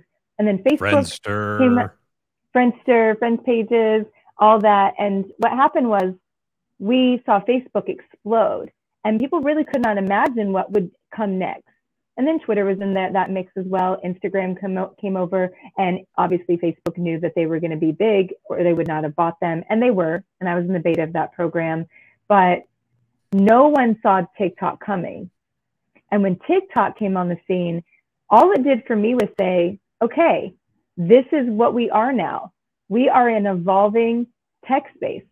There are going to be more platforms. And there's a whole nother generation that has taught us that adjusting, they don't give a fuck about Twitter. They don't give a fuck about like Facebook. Their Facebook, their Twitter is TikTok. That is their group of people. That is their community. And even more so, they've been able to teach us the art of niching down and being able to monetize, create at the small, like these crazy small niche level topics that explode into something huge. So what I've tried to do is really, whether you like TikTok or not, or you like Snapchat or not, or whatever the case may be, is I've tried to keep this hope of, if something goes away, I will be able to find my people and maybe a better life for myself somewhere else, right? So that's really been my approach as of late. When people ask me, I just say, I'm going to sit back and I'm going to observe. I'm going to see if Twitter still is my place. I'm going to see if this still is a place that I want to be. And if I find another place at some point that feels like it rejuvenates that hope and gets me excited to create content on that, then I'm going to go there. Because at the end of the day, I love the quote, if you don't like where you are, move. You're not a tree. And I think that Twitter and all the mishaps and all the things that have been going on, and Facebook and their drama, and TikTok coming on the scene, what it taught us was moving to another platform is not always a bad thing. When I had to start over with all this new following, I was able to build a new place for myself. I was able to build upon this new version of myself. So for those of people that are like me, that is like ever evolving, you know, like I've lived 1,000 lives. You don't know who the fuck you're going to get from like Monday to Thursday sometimes, not even like Monday of 2002 to 2020. It's like 3 days later, I could be on a whole nother fucking thing on my bullshit. So we never know. And I have hope that if TikTok came out of nowhere and showed us that a whole entire platform could blow up, if Snapchat could show us that same thing, Instagram changed the game, then I think that that could happen with another platform. And I'm going to embrace that. But I am going to stay on Twitter, and this thought here, and I have this last question for you guys. I'm going to do it when we had our chat yesterday, and also yours last week, Rev. We had Stephanie McCann-Jantz on, and she said, I just want to be on so my voice is heard in the midst of all this chaos. I want to be there too and have representation. And that really changed the way that I looked at it. Because prior to that, the week before that, I was genuinely like, I don't know if I fucking need Twitter. It wasn't my first platform. And the people that I follow, I'll find them other places. I'm not so, I don't know if it's an autism thing, but like, I don't really worry about the communities I build and like the sky is falling and, oh my God, it's gonna, I'm more of the, in case this shit's not here tomorrow, y'all let me know where y'all gonna be. Like, you know, like if the McDonald's we usually hang out is gonna burns down, let me know if you go into Sonic, or if I need to catch you at Wendy's or KFC or, you know, Popeyes. That's kind of how I look at it. Like, I don't put so much power on one platform. And I've always tried to teach my creators, whether it be in my Twitter spaces or otherwise, don't put all your eggs in one basket for many different reasons: financial, mental health, cancel culture, just, you know, keeping yourself in a box. So that's where I'm at on that. The blue check situation. I wanted to ask you guys about this. So when the blue checks came out, we saw God had been verified. We saw Jesus got verified. They were chilling, having a grand old conversation. You know, do you think that the blue check at this point holds any validity? And do you think that it was a genius move to have people pay for something that was literally considered Twitter gold? Like, that was the biggest thing that Twitter had to offer people was the blue check mark. It was the thing that a lot of people wanted. I do find it ironic that he says free speech, But every time somebody voices an opinion, he says, thank you, now pay me $8. Well, what the fuck is it? Is it free speech or is it $8 speech? Like, which one is it? Because the signals are a little bit mixed there. I read that all over the internet. AOC says something and he's like, oh, thanks, now pay me $8. And it's just become a joke to me. How do you guys look at the check mark at this point? Because I found myself hopping into rooms. Now, I've had the verified check, and I used to see the checks in the room. Now, when I hop into a room, I actually look at the people without the check and go, are they from another country? Did they decide to say, fuck you, I don't need no check, I'm rebelling? So how do you feel about the blue checks now that it was sort of, you know, it was made kind of worthless almost? You know, because I don't think you ever gave too much credence to the blue check, right? No, I'm gonna tell you something. This is weird. I wanted that check so bad. Yeah, okay, that's the answer. I wanted me a check. Here's the thing. I subscribed to Twitter Blue, way back, and that's just because I wanted to be able to edit my tweets. Me too. Because I'm. It's weird. I'm a writer. But I spell awful. I type like 120 words a minute. And so I type really fast and I have to go back and say, oh, wow, I misspelled a lot of stuff. So I got to go back. So I wanted that opportunity to edit my tweets even after I sent them, or to take them back after I sent them without deleting it and send it again. So I wanted that because, I read enough of Donald Trump's tweets with the misspellings and all of that stuff. Like, I don't want to look like an idiot. So I was paying for Twitter Blue for a while. So when they were saying, oh, you're going to pay more, they sent me a message saying, we're going to up your rates and you're going to still have the Twitter Blue features and you're going to get a check mark. And then I didn't get it. I'm like, where'd my check mark go? And then they canceled my Twitter Blue. I don't know where it went. And so it was weird, but I never saw the check mark as someone important. Like it never meant that much to me, and having it, I never wanted it to seem important. I wanted it because I paid my money for it, and I'm like, yo, give me my check mark. Right? But when I didn't get it, I didn't lament it. I don't care one way or another about it. Like YouTube gives you these they send you these golden plaques and all that stuff that you can have in your house. I'd want something like that. But the little check mark on my thing, I could care one way or another. Rev. I was making a graphic, but I was listening for Instagram to let people know we're here. But give me the question again, Kim. Yeah, so I'll give you a second to recalibrate. For me, in 2 seconds, the blue check mark for me used to be a way for me to go and find people that were journalists, not celebrities as much, but people that were journalists, people that I could maybe reach out to, and I felt like had done the work. Like, I had to go through a whole automated process and show all of my work for the last decade as a journalist before I was able to get my verification. So for me, it used to be a way for me to sort of, weed through the people and kind of figure out who I might want to interview, reach out to, connect with, talk to. Not saying that I didn't the other people, but it was a good way for me to have credibility. If I saw someone put a tweet up, I gave a little bit more weight to it if it had the blue check, if they were a journalist, and that's where it ended for me. So for you, how has the blue check changed, if at all, from how you saw it before? Well, again, other than having to give the world's richest man the $8, I'm like you. I see a blue check and I'm like, yeah, okay. And I may check it and see if it says, this person has been verified by not being verified because they paid $8.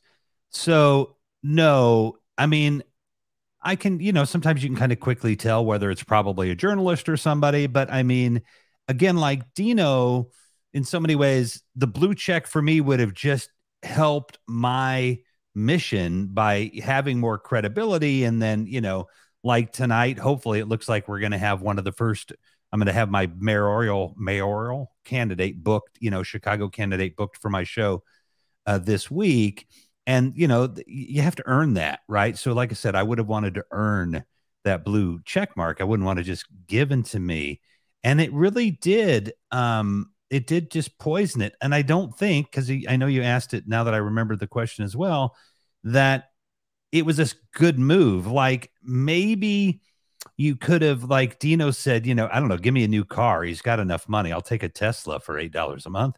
But maybe made it a changed all the blue check marks to golden or something, and then gave us blue, or give the blue people a ring around it or something. But no, I think he shot himself in the foot with that, because again, I am like you. I'm like, oh, there's a person who didn't spend the $8. And, so I'm going to now kind of look at them. And again, like I said, I really did feel like, because another friend was like, well, I'm going to pay the $8 and maybe that'll help. I think you've pointed out, that like half the people on the planet or something, Kim, would actually have to pay the $8 to bail him out, and that they're not even on Twitter. But it really was not a good decision to do it that way. And it lasted 2 days. So do I get to keep paying my $8 a month forever and, and keep this blue check now and everything? So, but I really do feel bad for the people that, I don't want to say bad, but no, I want to go this way. Though journalistic integrity is something that probably went out the window a long time ago in a lot of ways, it really did. If I saw somebody from a news channel that I'd never heard of or something like that, it really did give me a little bit of, oh, okay, this person's been verified. They're actually real. And I can at least take them serious enough to look into them a little bit. So in a lot of ways, it was a time saver. It was okay, this is a fairly credible source. I might not even agree with that source, but this is an actual journalist and stuff. So it didn't really matter, the celebrities and stuff like that. That's whatever. And what people don't realize is, with that blue check, you have things you can do, like to eliminate trolls. There were other benefits than just the blue check. You have ways to, control your feed and protect yourself and stuff. So the celebrities, if they needed that, that's fine. But yeah, it was a mistake for sure. Yeah, I mean, just to wrap up the technical sides of what these are. So when that check mark came out, there was a couple of things that started to happen. A lot of people didn't know that the check mark would say this person has been verified because they are a subscriber of Twitter Blue. So like mine doesn't say that. Mine says this person has been verified because of their affiliation with government, news, journalism, etc. So that pissed a huge group of people off. They were like, you just made us pay for this blue check. And now when people click on it, because that's what people have started to do, they check and they click on it to see if this person was, what they call a vintage or heritage or whatever the hell it's called, account like mine, or if they paid for it. Now, I had a Twitter Blue subscription already, and I didn't pay for the blue check mark. I had one for the editing for what Dino did. What was interesting, people that felt like they were going to lose their check went ahead and paid for it. I didn't, because I was like, fuck off, I don't care. But it changed theirs. So if I would have paid the $8, something told me not to. If I would have paid the $8, it would have changed mine to say that I was a Twitter Blue user instead of the legacy. And my friend Nicholas has happened to, my other friend Nicholas has happened to, and a bunch of people. So if you subscribe to it, you actually shot yourself in the fucking foot because you lost that declaration, the differentiation, sorry. Second, it came with promises of you showing up higher in the feed and comments and you being more seen. That has actually not been proven to be true. They have absolutely no data that people who paid for the blue check are being seen more, their engagement's up higher, or anything else. There's sort of a placebo effect with certain people, and they're telling people, oh, you must have had other issues. But the truth is, they didn't have that in place. They didn't have that structure in place to even make that happen. So that's why they had to shut that program down, because they couldn't deliver on those promises. And then also the shit show of everybody changing their name to George Bush's, and then, tweeting things out like, I can't wait to get back to killing Iraqis. What a fucking terrible thing to have, people see. And what's interesting about that is everybody goes, well, we all know that was a joke. Well, here's the thing. It's really easy for people that live in the US to really live in a bubble, but Twitter is a global platform. And something like George Bush's with just an S change on the end and a blue check mark for people that weren't that educated on what was going on with the blue check mark, they thought that it was real for a moment. Can you imagine the hate and the frustration that you just allowed to be caused because you just wanted to collect a quick money grab, and all of these people got the exchange of that? And what I feel that stood for is what we're going to see a lot of with Elon Musk, is that he's going to promise things, it's not going to come out as it was said, and he's going to sweep it under the rug, and he's just going to move on. It's like that partner a person can have, a girlfriend or boyfriend, because I don't discriminate, that is a narcissist. And they do something, and they say they're going to do something, they don't do it, and then they gaslight you, and then they just sweep it under the rug and move on to something else. They promise you something else, and when they don't deliver on that, they just promise something else. And that cycle keeps going. And that's what I think we're seeing with Elon. So for me, the blue check doesn't mean anything. People ask me, if they charge for it, are you gonna pay for it? No, I'm not, because I don't see the benefits. I'll pay for the edit button. So if he only allows me to do $8, I guess I keep my check mark, but it'll say that I subscribe to Twitter Blue. So I just wanted to get your guys' opinion on that, because I saw so many people who said this. Well, I mean, if it gets me more, notoriety, this is the kind of weird shit that I hear and I see.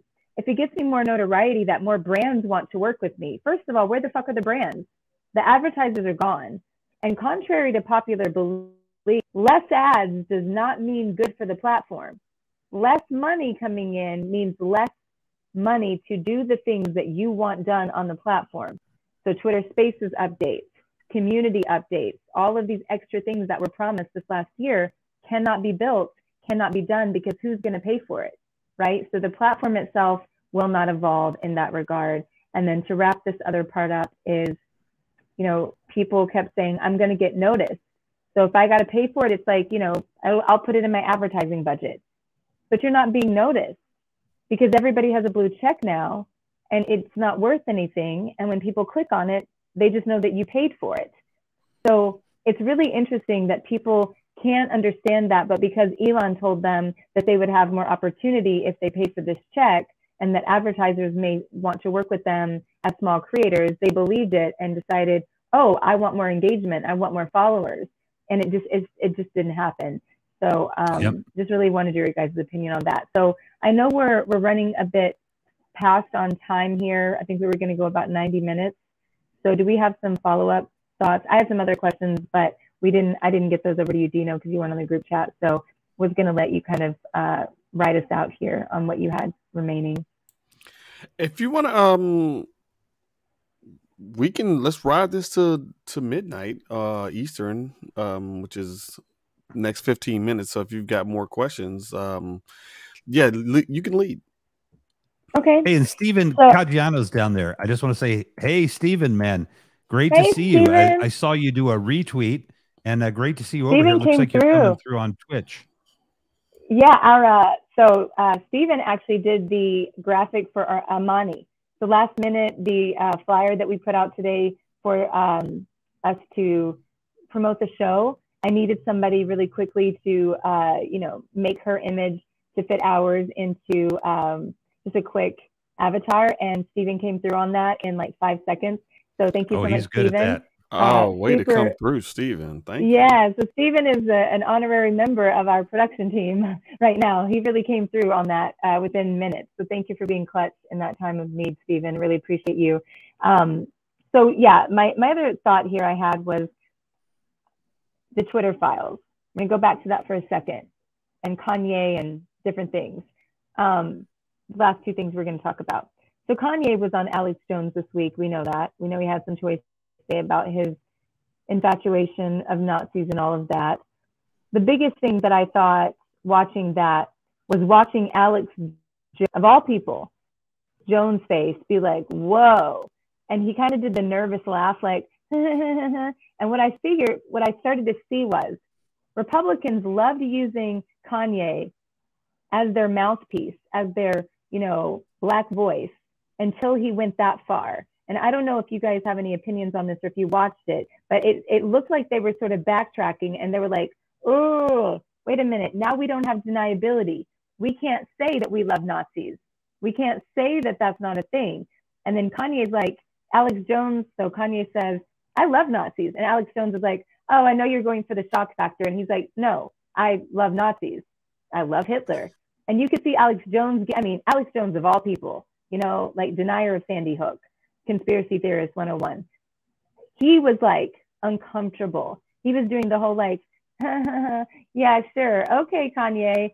And so what I felt like was what it has seemed like to most of us all along, that a lot of Republicans didn't actually, in fact, see the Holocaust as big a deal. Some of them don't even believe in what happened there, don't believe that this is actually an issue, probably low-key do have some respect for Hitler or Nazis in some regards.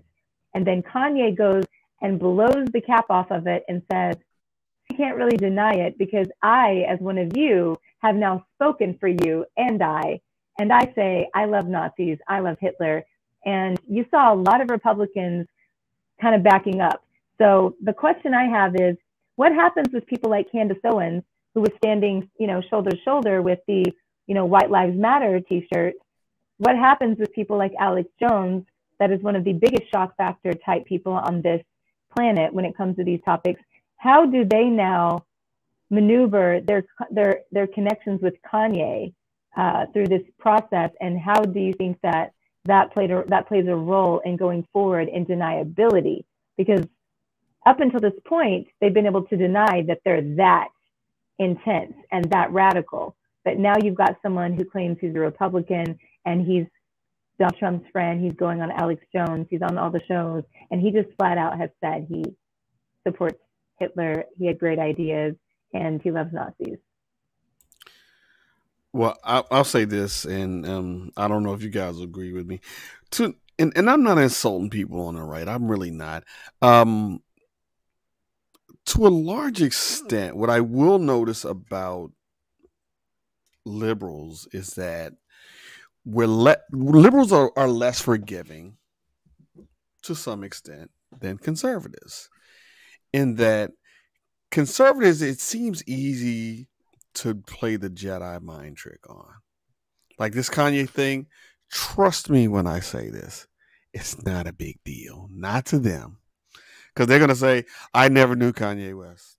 He wasn't sitting at my dinner table with a racist. That never happened. And they'll be like, that never happened. And it'll be over in a week. Like, they'll distance themselves from him, and it'll be like, he'll be back to the George Bush hates black people guy. He'll be back in our camp. Like, he'll throw him back to the Negroes, and he'll belong to us again. And it won't be all that. It'll be over with.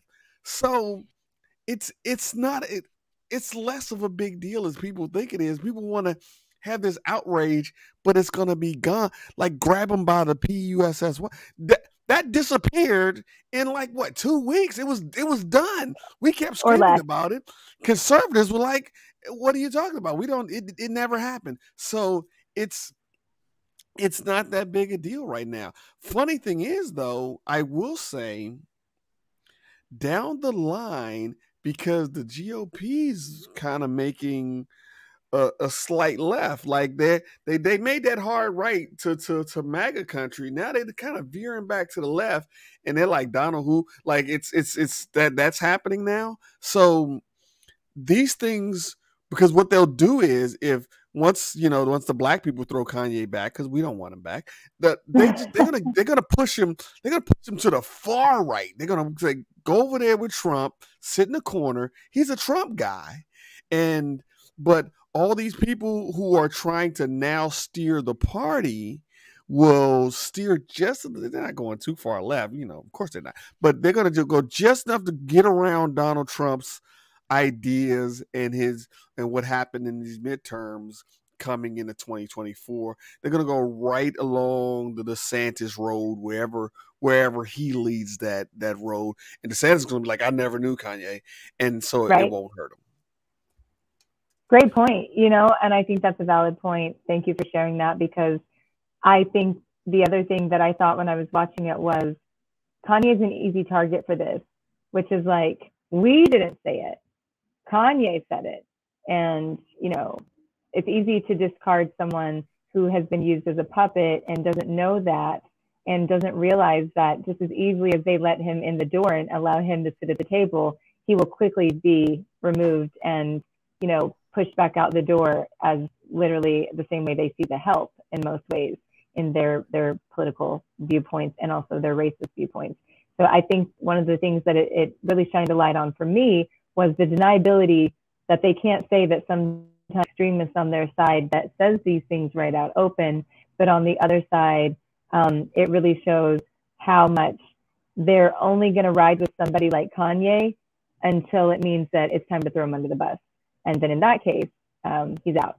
So Rev, your thoughts, but before we go to that, I just wanted to update everyone, 51.2% to 48.8 Warnock, 95% reporting. So for those of you that have been watching us and don't want to have to switch over on your phone, that's where we are right now. So Rev, your thoughts? And I'm going to say after these thoughts, I'm not going anywhere, but Mr. Cook has told me to stand up. So I'll cut my camera off for a minute because I literally am going to stand up for a second. But yeah, I want to say about Kanye, and I don't know, maybe this, I don't know, people that know me really well, it may not surprise them, but I know more than one person, you know, and in Chicago, of course, we know, you know, everybody knows such and such and such and such or whatever. And in a lot of ways we do. It's a small town. In a lot of ways, it's very interesting. Met Buddy Guy's granddaughter the other day, just amazing family and people. But I actually wish, and those people, you know, they can't, and I understand it. But if I had a few minutes to hang out with Kanye, I don't think I would be able to succeed, but I would be the no man that he needs, which is he needs to be hospitalized. He needs to be medicated. He needs to go to therapy. In my opinion, I'm not a doctor, but Kanye's off the rails mentally. And I think that's very sad because Kanye West has a lot of talent. Kanye West has a lot of good ideas, and he has been allowed. This is tricky when it's mental health, but I mean, you know, I had a no person when I was 18. And, you know, long before we knew I had bipolar, you know, I had people that cared about me enough and they weren't living off of me because I was a billionaire, you know, help me get the treatment that I needed. And, you know, eventually I was homeless. You know, all this stuff takes time. But my ADHD and my bipolar is very well managed. In fact, I was telling my therapist the other day, it's like, don't tell them it's this good. They won't let me come anymore. And she's like, oh, no. We put it in there. We put it in there where it says it needs to be continued. I'm like, oh, thank goodness. I don't want to be healed yet because I know I'm not. But I wish that somebody would just sit down with Kanye and like, dude, I'll go to therapy with you. Let's do some group therapy. We'll get some other hip hop people. We'll get some country Western stars. Go ahead. Go ahead. I do have to interrupt because I think on the outside looking in that we may assume that has not happened because he's a celebrity and he's probably done it. So if you have watched either Keeping Up with the Kardashians, those episodes, or if you've read thankfully, don't. I'll just pass this along. Or if you know, like I said the other day, I met him when I went to the QVC thing I went to, or if you have listened to the interviews with him about his mental health, he absolutely had no people in his life. He absolutely had people telling him that he should stay on his medication. His children haven't been a part of that conversation. What he does not feel like a genius when he is not on the meds. And he feels that when he's manic, that is when he is actually clear. When he's in his manic phase, he feels like he's creating more. And he said that, you know, sometimes that comes at the downside of the other parts of it. So to be fair to this, and to be fair to the people that have been on this journey with Kanye, I think it's important to state that, you know, he has had people come into his space, explain to him that at the end of the day, he needed to be on the meds. He's had this level of healthcare that most people only dream of. You know, back when I was a single mom, I wish I could have seen multiple therapists and been on the right things. So just having access to mental health care is a blessing in itself. But Kanye has heard to say that he doesn't like the medication. He understands what he's giving up. His kids have been involved in that. Kim has been involved in that. Throughout this stuff with Kim and Pete Davidson, him saying, him posting memes online of, Pete Davidson dead and weird shit like that. Many celebrities sat and talked with him. I mean, you're talking about like ex-best friends with Jay-Z, talking about ex-best friends with like Beyonce. These people tried to speak to him. And well, that's good to know. I'm glad to know that. Yeah. Yeah. And so because it's just I sad think it doesn't mean give up on him, right? It doesn't mean right. give up and not, it sounds like maybe, he had what a lot of people have, which is people either by choice or their own boundaries, they can't keep up with it. They try as hard as they can and they have to kind of take a step back. Or some people just weren't there for the right reasons and didn't care about him. But with what you're saying, I would add that at some point, I would hope that people don't give up on him because of the things that he said, because of the things that have happened. I would hope that people would not give up on him and they would continue to want to, reach him. Because I think the best outcome that we could find is that Kanye would stay Kanye at the genius level of who he is, but also maybe come back and say, what I did was not right. Because I think to get healing, you do need to hear people feel remorse. You need to hear people say that was not okay. And so I think, one of the best case scenarios would be to see, what I hope in sort of prayer, whatever you call it, whatever a person believes, is that anyone who's in those situations that mental health crises and they make mistakes, maybe not fully out of, an excuse for it, but it is a contributing factor, that they do get the help they need, that people don't fully give up on them, that they don't discard them, and that some sort of reparations are made. So I'll leave that part there. And then here in closing, I think we have about 5 minutes till close. The biggest thing that I think, I noticed this week in our talks, whether it be on Twitter Spaces or, kind of connecting with the pre-production call, adding you and Amani and Mikey and Jason into the conversation, redefining what breaking barriers was, kind of getting back to that idea of what we wanted to do going into this new season. We're talking about having to reach across the aisle and have the conversations, being comfortable with the uncomfortable conversations. And that's what Dino started over at Twitter Spaces. So I guess in closing, if we just wanted to take a couple minutes to maybe give some ideas. We already saw that Dino, bought some good old boys some dinner to have a conversation and bridge that gap with them. And, maybe that, benefit many other areas of that situation. But as we look at the Twitter polarity and we look at social media and the elections that are going to come up and all the things that we want to happen, we want so much to happen. And it's going to be, our accountability that leads that. I guess what I would like to get from all of this is maybe some thoughts on how to approach those conversations and how to approach reaching across the aisle. What does that look like? Because thus far, it looks like, reaching across the aisle to rip somebody's weave off or reaching across the aisle to, kick somebody off a stool or something. It hasn't necessarily always looked as eloquent as Dino's was. So I guess, we're here, we're talking the talk, we're walking the walk as much as we all can, but what can we do to offer up some tips to those that might be listening to us that are maybe thinking that they for the first time want to start having some conversations with the other side? Any thoughts on that? Yeah, I did talk about it earlier. I think and I'm glad you brought this point up as we're wrapping this up. It is going to take, they don't use this language. It's going to take a village. Don't use that with the folks down there. They'll freak out. But, it is going to take some humbling of at least the Democrats that, aren't the fancy snobby ones that, actually run Washington. That we talked about earlier as well.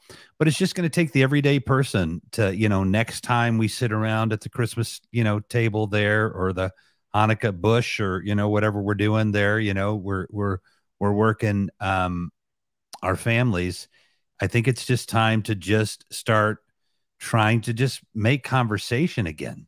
just start to try to get along.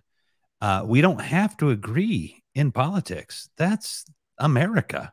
We don't have to agree, but we have to agree to vote, and we have to agree to not play dirty. And I'll do this quickly because I know we're going to run out of time. But Donald Trump, what he showed us was there were a few norms in our government, especially in that branch of the government, that were just gentlemen's agreements, that our Constitution has some kind of big holes in it.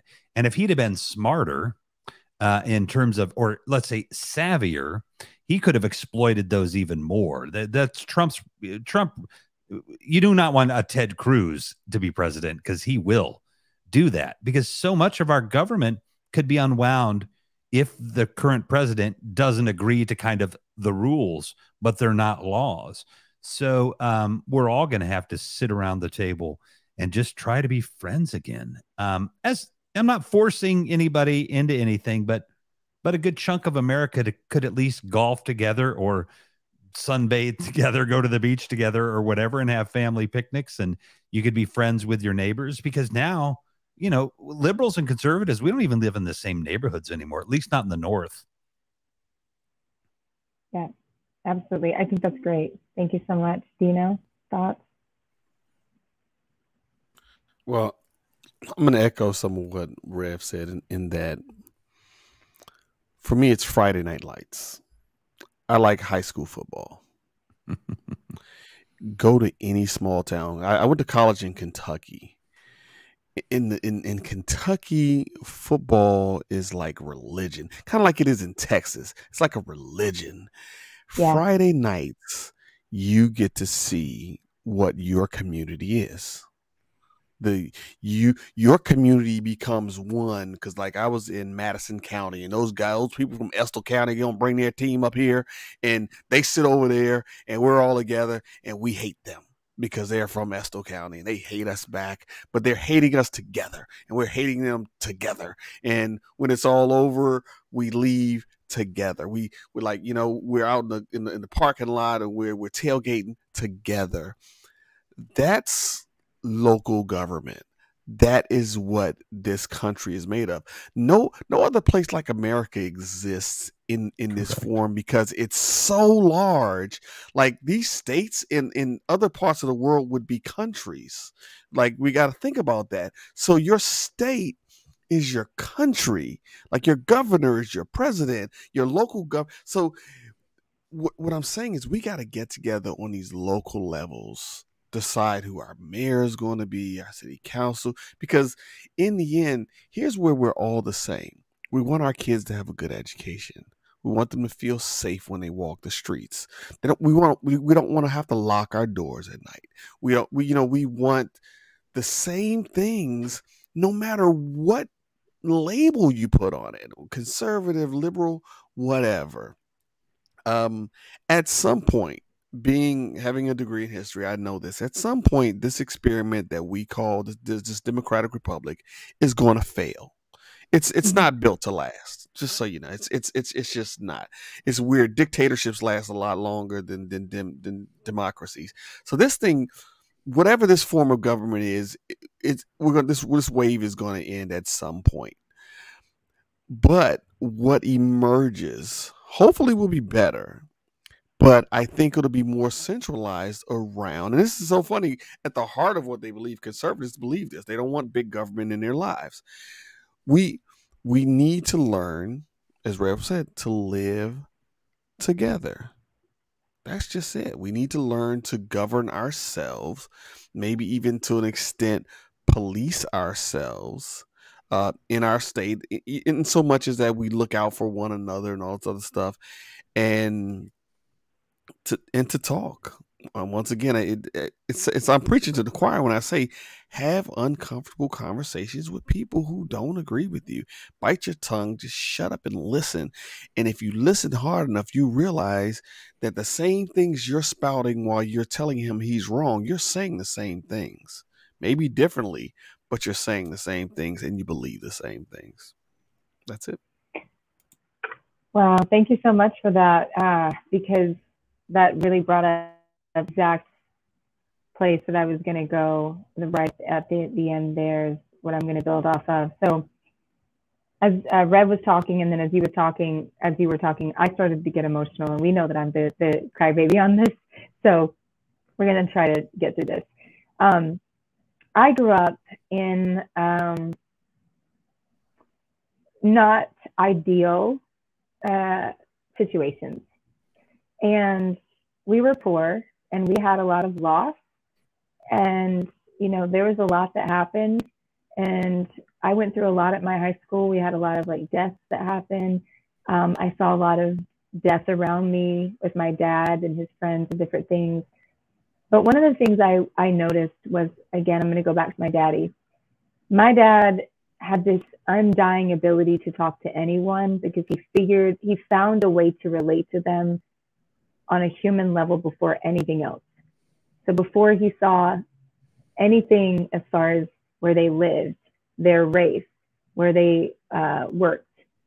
So we've become so accustomed to, oh, where do you live? When I'm in San Diego, people say, live in San Diego, what neighborhood? Why does it matter? Where do you work? Where does St. John work? Why does that matter? Where do your kids go to school? My daddy would be the type that would be like, you like barbecue? What kind of barbecue you like? You like the mustard kind? You like the sweet kind? You like South Carolina? You like New Orleans? Y'all like ribs? You like gumbo? And they would be like, who doesn't? Or like, he'd be like, you a Cowboys fan? Because I'm not. But if you are, that's still good. That's fine. You can come over. You can watch the game, da-da-da. I always found those moments of tenderness to be the moments that I held on to in the moments of trials. Every time I lost faith in humanity, I would watch something that would allow me to connect to humans on that human level that did not separate us by status, how much money we made. Because at the end of the day, when, a couple weeks ago, I lost my cat and I felt really isolated. Some people told me it was just a cat. A couple years back, I lost my sister. A month ago, I had a miscarriage. People told me, well, at least you have 2 kids. But what was the best part of all of that was people that I know of that are Republicans, people that were Democrats, people that were independents, people that were of the Green Party, the Yellow Party, people that had tons of money, people that were not maybe even going to make their rent that month. They took the time to send me messages checking on me, telling me about what they had gone through, telling me about their experiences with miscarriage, with losing an animal that was a support animal, what it felt like to grieve a sister or somebody. They validated me as a human. They let me know that they saw me. And that was more important than arguing with them over if they support Trump or if they are a fan of Marjorie Taylor Greene, because at the end of the day, that allowed us to have the conversations that mattered. And that's so the question here was, how do you start reaching across the aisle? You start by forgetting there is one first. You start thinking that you're at the same table, you're in the same room, you're of the same planet, right? I mean, as far as I know, we haven't exactly proven that the aliens are walking among us, though I don't know if we will get there. But as of right now, we are from planet Earth and we are humans first. And I remember the feeling after 9/11, although, I don't want to get into politics about what all happened there. Everywhere I went, we were not Christians, non-Christians, atheists, Catholics, Republicans, independents. We were just American. You had people giving out free sandwiches to people that were homeless right after 9/11, at least in the South. I don't know about other places. For me, I think having the conversations are going to start with treating people like they're human. So when people see you and they chat with you, do they feel like you see them as a human first? Or do they feel like you have put a title on them, that before you are Dino or before you are Rev, you are a Republican? That's not how we do it. That's not how we're going to bridge this gap. Before you are Dino or before you're Rev, you are on the Upper East Side of Chicago or the Upper North Side of New York. That's not going to do it. So before we get to any of the talk about politics, about religion, about the divisiveness, if we want to have those conversations, and we want to learn, we have to build the trust first. We have to allow people to believe that we care about them first as a human, and the rest of it will come later. So I just wanted to give some sort of feedback, because as we were talking the other day, Dino, yesterday in the Twitter space, I got some DMs and we had some tweets of people that said, this sounds all nice and all, but like, I don't talk to my family about these things. I don't even know how to bring the topics up. So could you at least give us some feedback on how to do that?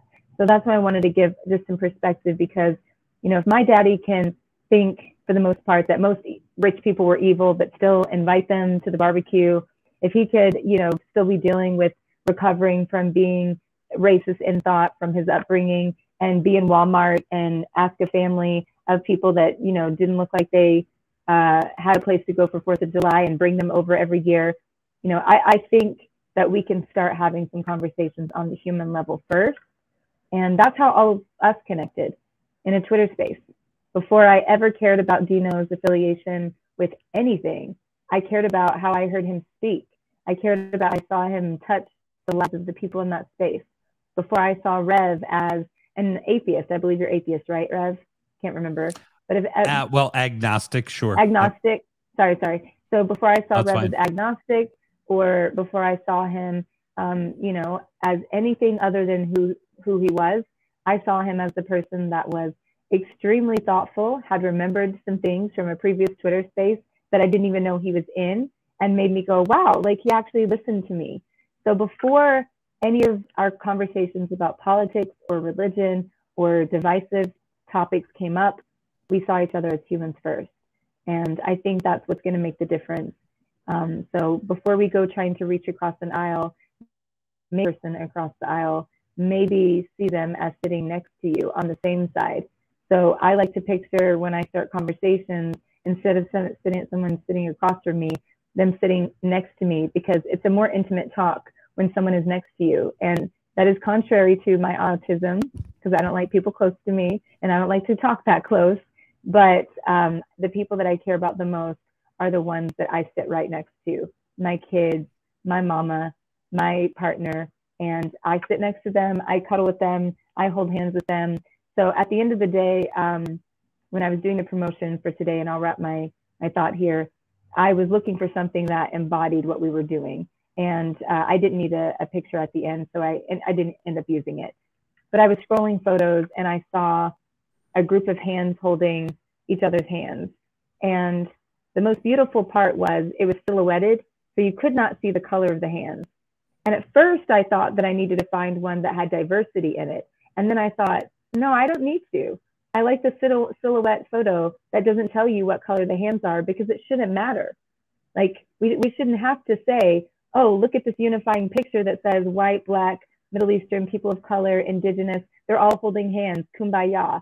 What it should say is, look at all of these hands. We're not focused on the color of the hands. We're focused on the beauty of what the art is, of that silhouette of them coming together, holding on tight, and forming some sort of bond that is not based on the color and that's not based on what beliefs they have. At the human level, it's just the connection. So that's what I will leave everyone with as far as I believe making those connections. You know, take the time to speak to someone on a personal level if they're wearing a football jersey that you like or you don't like. You know, just be like, oh, you like the Atlanta Falcons? I had a cousin once that was obsessed with the Atlanta Falcons. I'm not a fan myself, but y'all got a great quarterback. You can always do those things to make people feel like you see them and that what they care about, you care about also. So, and having said that, we are going to wrap. We are going a lot of bit over due to my lateness tonight. I'll let you take us out, Dino. Tell people where to find us. No. Oh, we'll let Rev take us out. He's our new the voice of the show now. So, Rev, if you can. Do you know, Rev, where we are located on all the platforms? Well, I think we are on Twitch. If you Google Twitch, Dig on America, you'll find it, because I did. Okay. So I've been right there. But catch all our shows on Twitch TV, Dig on America. Yeah, go ahead and go through them. So you've got Dino is at Dino More Films on Twitter. You can find me under Dear Kimberly Kay, and Rev is at Rev McInnes and it's right there. So Rev McInnes, you can take away the evolution. He's on Twitter as well. And then Dig on America, you can find us live every Tuesday. I believe we will be starting at a different time, which will be 7 p.m. Central Standard Time going forward. We are moving from our Thursday time slot, and we will be here. You will be able to catch me, Dino, and Rev, and then every now and then Amani will come on and we will have guests. And then so youtube.com/Dig on America, twitch.com/Dig on America, twitter.com/Dig on America. Instagram is the same thing, and soon we will be putting up some extra content, some bonus content in the form of shorts. So if there's small clips that you want to share to your audience, keep on the lookout. If there's anything that you particularly would like us to clip so that you can share that out to your audience and you want it made into a YouTube short or an Instagram reel or something like that, please let us know. Any ideas that you might want to have for the show, DM myself, Dino, or Rev, and we will try to get those in. If you have a guest that you think would be a great addition to Breaking Barriers and fit our vision here, please DM us. And having said that, Rev, take it away. Well, I'm going to say ditto to all of that, and to Dino Moore, and to Kimberly Kay, and to Dutch, and to Mikey, and everybody, Amani and Anna, everybody, Big Hoss on this platform. I am so excited to be here. I've already seen my friends. Yep. Folks that I still need to meet. I have seen my friends say how excited they are for me in the text here this evening. So this has been Breaking Barriers with Dino Moore, Kimberly Kay, and Revolution McInnes. And we will see you next Thursday night, Central Standard Time, 7 p.m. Eastern. That would be 8 out in California. That must be like 5. We'll see you next week. Bye.